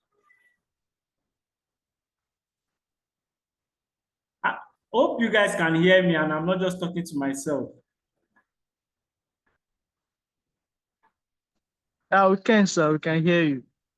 Okay, someone wrong book said they are not on the group. So please chat me on this number and I will add you to the Sales Titans list. 8144. Good. Okay, so all this information will be shared in the group. Now we want to do sales role play as we round up. Joshua, are you with us? Yes, Joshua, sir, are you there? Great. Yes, so sell choice farm to Mr. Chuka. Chuka, are you with us? Chuka, you are the client. Be quite a difficult client. You are permitted to be a difficult client. So Joshua, sell to Chuka. All right. Good day, Mr. Chuka. How are you doing?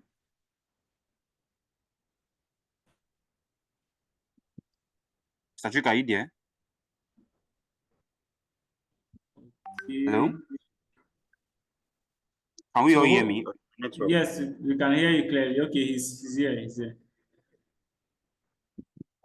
Chuka, are you with us?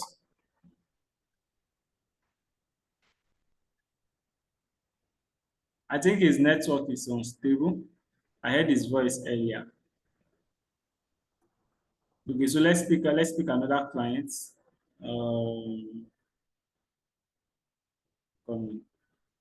Favorite says she's not in the place to speak. So Investor Dave, you are the client now. Be a difficult client. Investor Dave, are you with us?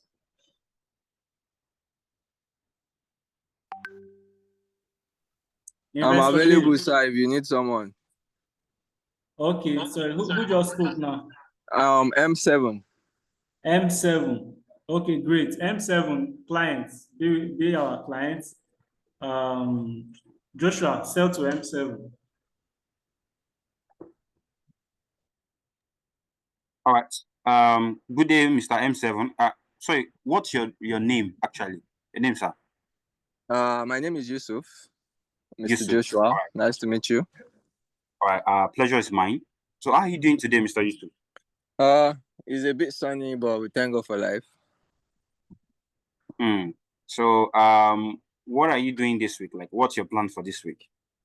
Well, just trying to catch up to the goals and see how we can be more profitable. Cut. M7, you are supposed to be a difficult client.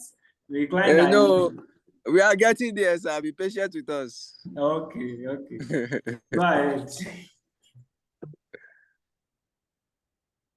Okay, I'm still hearing you, sir. You said. Could you run your question back? Right, so I said, what's your plan for this week? Well, as it unfolds, we get to execute the daily targets and the goals. We can't really say this is what the plan is. Okay. May I ask, what are you into? What do you do? I'm into designing. I'm into real estate. A lot of aspects, a lot of fields. Nothing specific.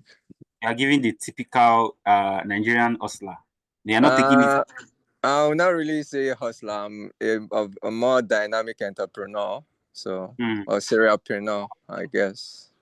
Wow, that was interesting. I personally, I think I should learn from that, because most people tend to identify themselves as hustlers, but you calling yourself a dynamic entrepreneur, stands out. So I would love to ask you, and I don't want to waste your time because I know you are busy, you have other things. Have you ever considered real estate as a good investment? I think I told you I'm into real estate, so I think that's a rhetorical question. Okay. Yeah, true. But on a personal level, before you started real estate, before your journey into real estate, what was your perception about real estate? That is, before you got into the industry, what was your perception? I think it's still the basic, general perception of which, land is not owned by anybody, but it is still being sold. So if you can't beat them, you have to join them, right? Yeah, true. So on an average, like, how many properties or how many lands do you currently, hold? It's a really vast portfolio, and if you are interested, I could also, link you up. You could make some purchases, buff up your portfolio also, and it's very diverse. Oh, that's nice. So do you currently have, say, any land in the Abeokuta region? Yeah, I do. I'm really familiar. I don't know. Are you familiar with Olusegun Obasanjo? Yes. Yeah, it's one of my very close internal network, and we do business together. So, yeah. That's what I'm telling you. Like, if you need, to make the purchase, if you need to make the buy, I can sell to you. And you can even, if you prove like you're a good salesman, you could also come. You could work for me. You will sell. You make some good profit for yourself. Okay. I like the assumption that you are trying to assuming that I'm a salesperson, which is quite good. But I've actually not spoken about any property. I just wanted to know, your background and your interest in real estate. And I'm judging from what you said, I think you are the person that I should speak to about our new project that we currently have in our company. Now, I know I didn't introduce myself, and I did that on purpose, because sometimes I believe that the best and favorite subject about any person is the person, that is themselves. So my name is Joshua, just as you know. I am a real estate consultant, all right, with 3 years experience under my belt.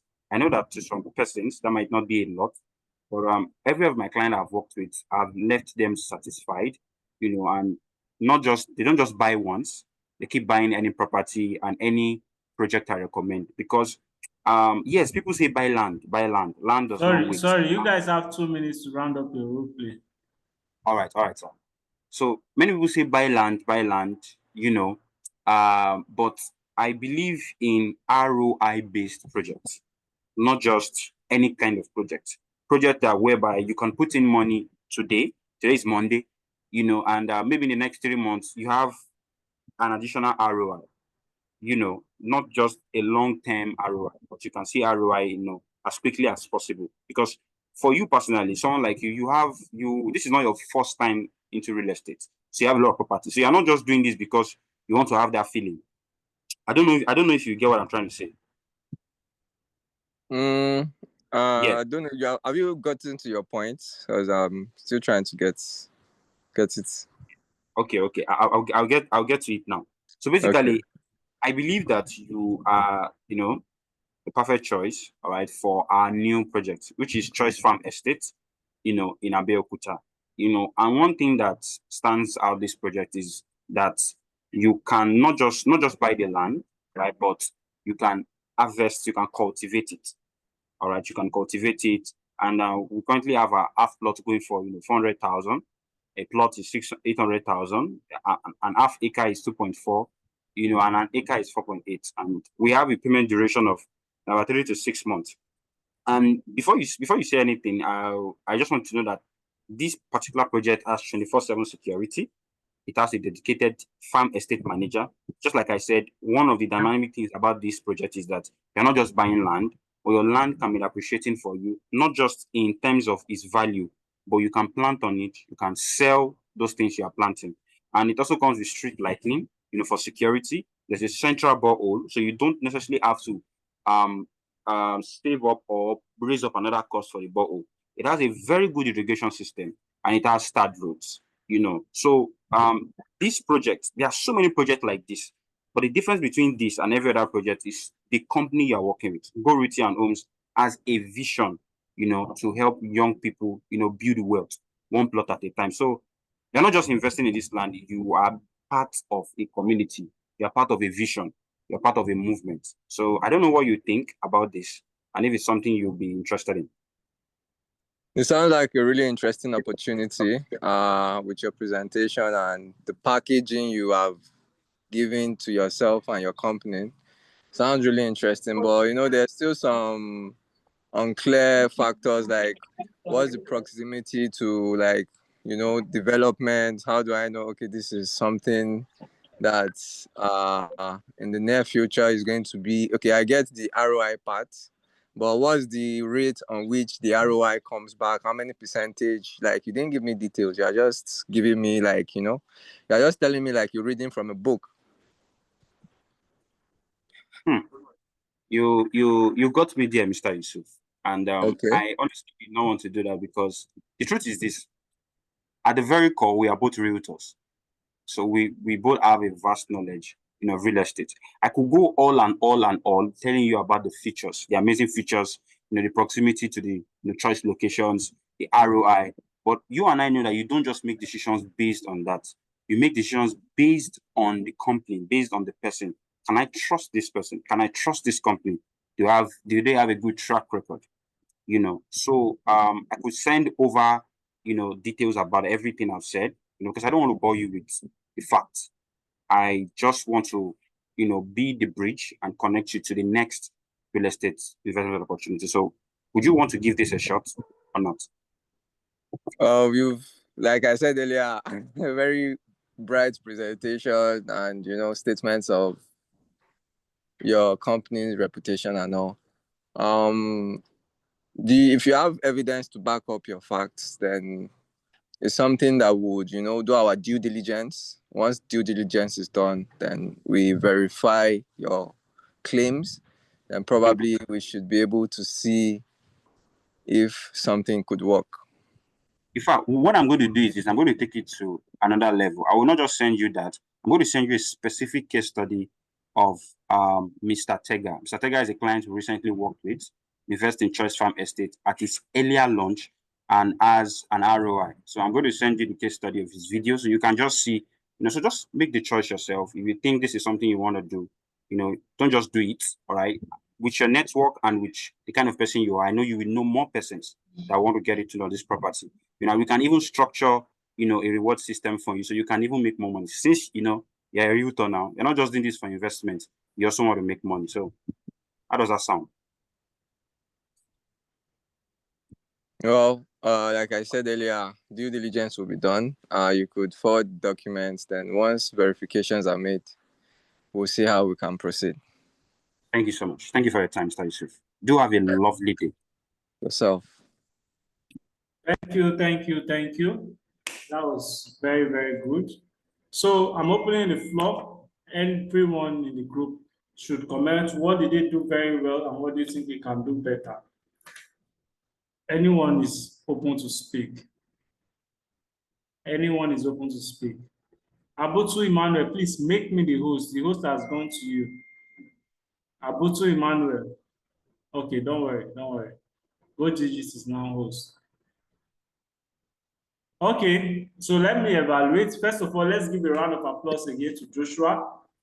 I like the confidence. Okay, so I saw one. Okay, Justina. Yes, go ahead. So yeah, the presentation was very good. It was good, but I just thought that he didn't introduce himself properly at first. Like you are talking to somebody and he doesn't know your name, and like it was after a few conversations that he was like, oh, sorry, I didn't mention my name earlier. My name is this. And there was a place that he also said the client was saying something, and then he was like, oh yes, you got me there. I feel like there are still ways which you can cover up for it, and you won't make it look like is a mistake, or you lost your track when you were talking to him. You could have just found a way around it to. So I felt like the conversation was like the way he was talking to him, it was like, I don't know how to say it, Sha, but I just felt at that point he was not supposed to like just say, sir, you got me there. So he was not supposed to say you got me there. He was supposed to like find a way. So, all right. Thank you, Justina. I hope you are taking notes, Joshua. I will see highlight on everything. Blessing, please go ahead. Okay. Good morning, everyone. Thank you so much for the opportunity. Yes, it's actually a very, very excellent presentation on both sides. However, I would like to just chip in a few things about the guy doing the presentation. One thing that I noticed is, so the client or the prospective client was asking about facts, and he was also talking about like what's the percentage in terms of the return on investment, and he just shut that down. For me, I feel he shouldn't have shut it down.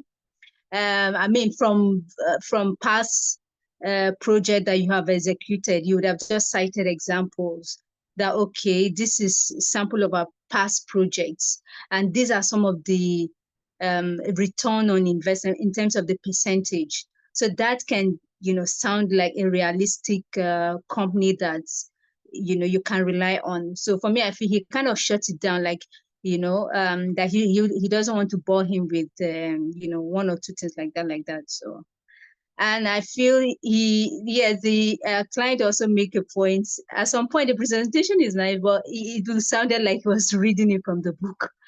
So maybe if there's a way he could just sound a little bit not too serious, so that's just my observation. Thank you. Thank you very, very much, Blessing. I hope you are taking notes. Justina pointed out you admitting that you got me there, not introducing yourself. Blessing pointed out you not highlighting the ROI when the man asks, and also landmarks. Yes, and then you sounding kind of overly professional. So we'll take notes. I will see highlight on everything. Chuka, I saw your hand raised. You can go ahead, please. All right, thank you so much. First of all, I'm sorry for the other time. I wasn't in a place where I could talk. The first thing I want to answer, was it Blessing that spoke first about not introducing himself? The thing is, at the moment, I believe what he was trying to do is not make it about him, right? He's trying to let the man know that who I am is not relevant. It's what I want to sell to you that is relevant. That is it. However, when he was introducing himself, when he was talking about his name, he said something like my name is Joshua. If you did introduce yourself before, how does he know your name is Joshua? That was one slip up I noted. Then the next thing I want to talk about two things. Second one is going to be that he made a mistake when he was pitching. He was selling the features, not the benefits. He should have sold the features. He would have sold the benefits of the property. What do I gain? Not what the property is about. Like telling me there's street light, there's security. You know, really concern me. Why should I be a part of this project? That was one thing. When I heard him talking about the future, I was like, no, this is not what he's talking about. Talk about why the man. If you say he has good reputation, if you say the man is a big man, then let him know why he can benefit from an 800K project. Because those kind of men will see 800K projects as no be real thing. You get. Many of them believe in millions as the minimum price for such a project. So it would have sold Chineke. It would have sold benefits and not features. I think that's all for now. Thank you. I heard it would have so Chineke, man. But it's all right. Thank you very, very much for all the points that you highlighted.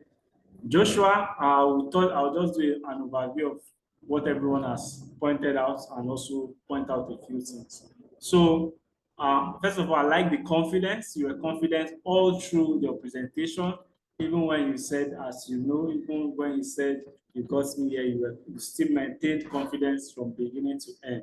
Secondly, you asked good questions, trying to profile the man, get to know him, and also warm him up before you now went to pitch, right? Then areas that they have pointed out. Number one, I felt you were asking questions, but you were not really listening to the client.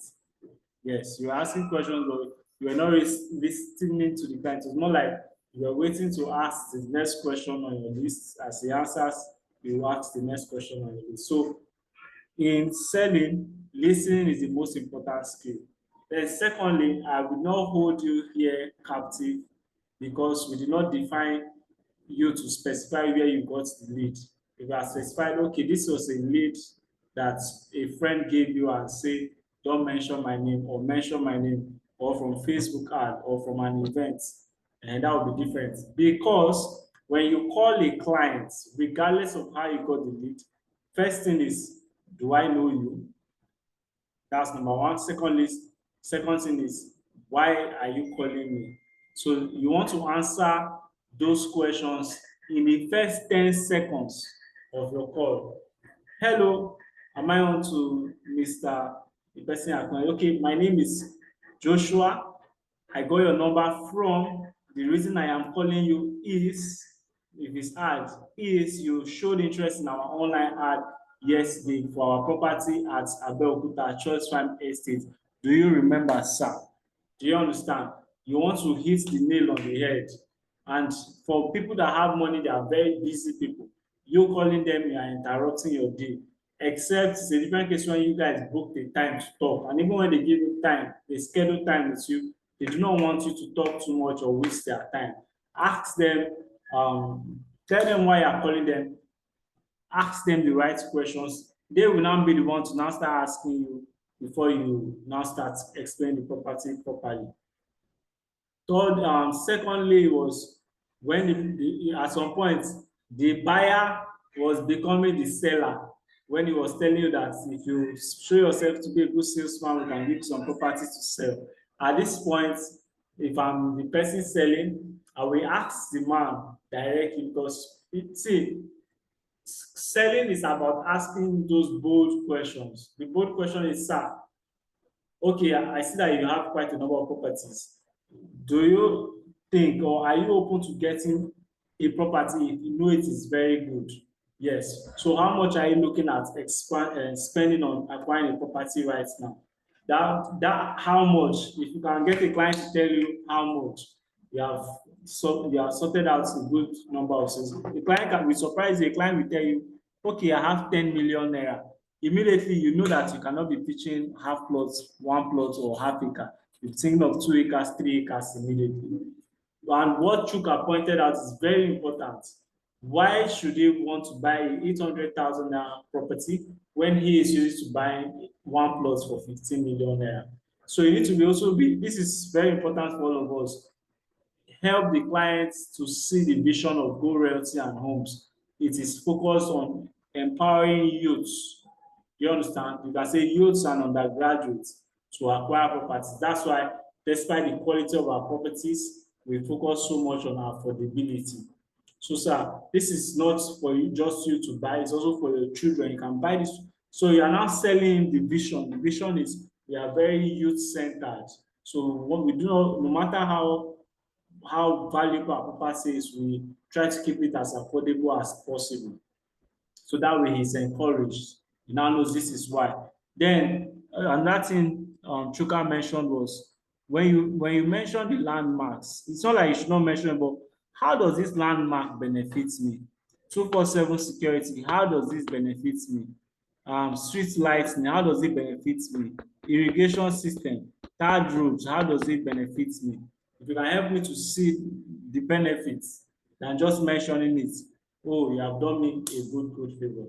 Then also at the end of your conversation, when you said you will share the information, this is a lot of people do this mistake. You did not book a follow-up time. So, sir, after you go through the information, when can we touch base and finalize?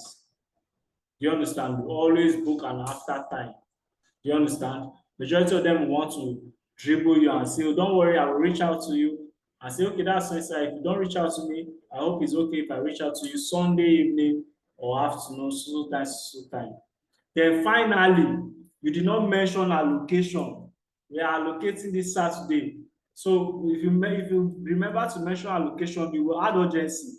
All those due diligence that Baba is saying he wants to go and do. When you mention allocation, sir, any due diligence you want to go and do, I will encourage you to come and see the property. But before then, I want you to know that the price of this estate will be going up anytime. Add some urgency. Because what you have done, you've not given the guy, the man has the money, but you've not given him the reason why he should consider making payments now. So a lot of us do this mistake. We do not put urgency in our conversation. Urgency, when you were mentioning, Blessing said something. When he asked you for ROI, you will mention how phase 1 sold out, phase 2 sold out, how much each of them have grown to, and how it got to 800,000. You not mention to him that currently this is urgency. Urgency are in two forms: scarcity and time bound. So scarcity in the sense that, sir, this estate that we sell to is only remaining 5 acres. Right now, I'm speaking to 10 different persons who are showing interest, but it is the people who drop money first that will get it. That's scarcity. Time bound is, sir, the price of the estate is going up any moment from now. After allocation, it most likely will not be 800,000. Do you understand? So if you are looking at this property, I will ask you, do you have a deposit to make payments now? At this point, all their emotion, I'm not ready to make payments will come up, but it is now here, you now learn how to manage it and help them make a buying decision. So if you are not, what you have done is you sold very well, you marketed very well, but you did not close the clients. You did not ask for the money. And so a lot of people have this challenge. So I'm happy that on the 9th day of our sales challenge, someone will be taking us properly on closing. So our time is fast spent. So all this information, pictures, videos for Choice Farmers to be distributed around the group. I want us to take, first of all, take note that this is the book that we'll be reading this month. We'll share the soft copy, if possible, the audio book for us to study. Remember, the ultimate guide to opening sales conversation, the networking you are talking about, you will learn it in this book. And filling the pipeline by leveraging social selling, that's networking, telephone, email, text, and cold calling. It's a book that every one of us should read. So we are going to be reading it in batches every week throughout this month. So let's keep that in mind. We'll share the soft copy as well. So before we go, I want to share the YouTube link. The YouTube link for Go Sales Realty. Please, can anyone do that for me? Just share the link in the comment section. Realtor, Jam Realtor. Okay, so great. Thank you, Blessing. Thank you. You say what's the title on this property? So the title on this property is registered survey. Title on the property is registered survey. It's not here. So the title on this property is registered survey. What's the target duration of ROI? So the example I gave, the phase 1, 20 acres, sold out at 400,000 naira per plot. Phase 2 was 600,000 naira. That's after 3 months, it appreciated to 600,000 for phase 2. That phase 2 sold out in 1 month, right?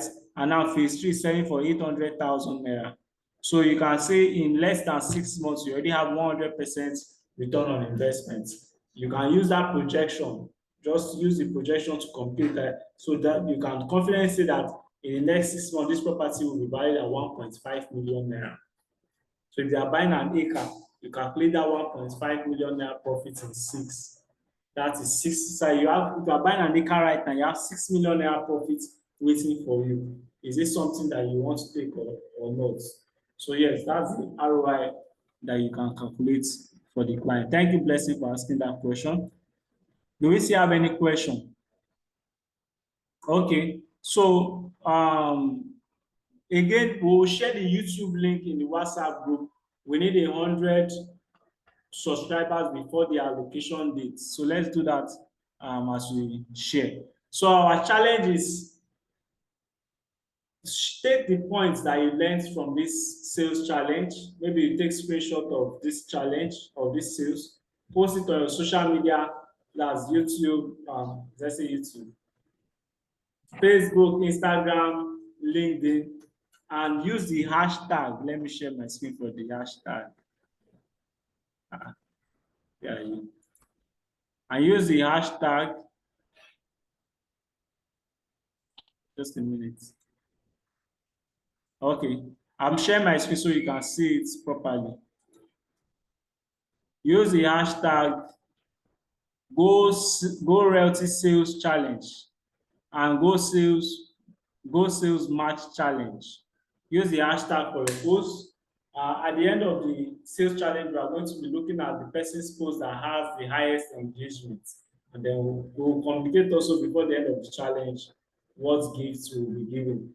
So remember to type tag Go Realty and Homes and Go Sales Titans on Instagram. So that is all your this period as you're marketing Choice Farm Estates. Use this sales challenge. Use this tag these persons on Instagram.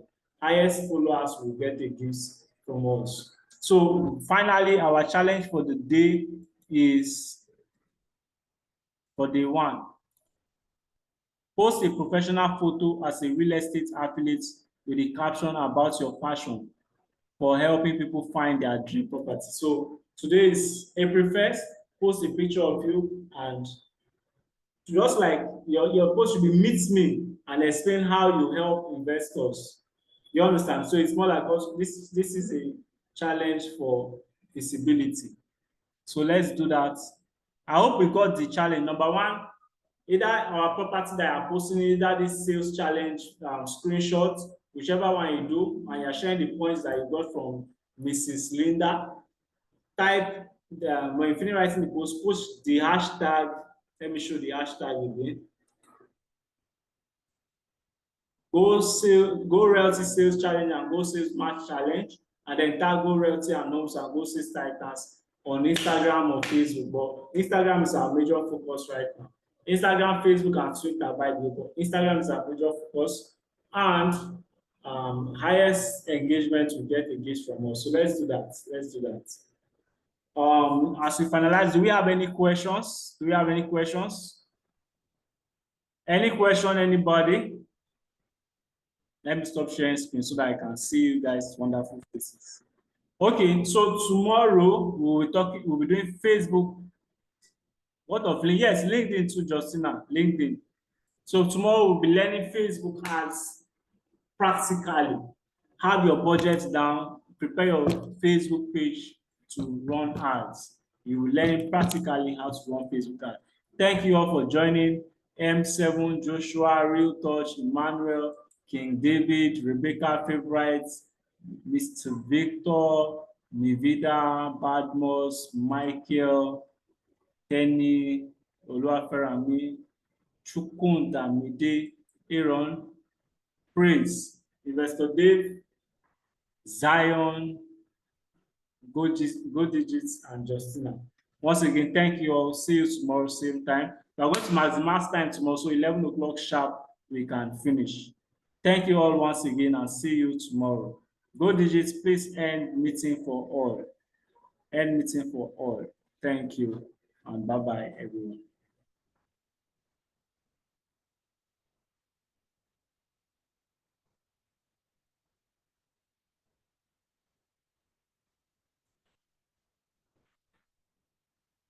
Go Digits, as host, please end meeting for all so that the Zoom will not continue reading.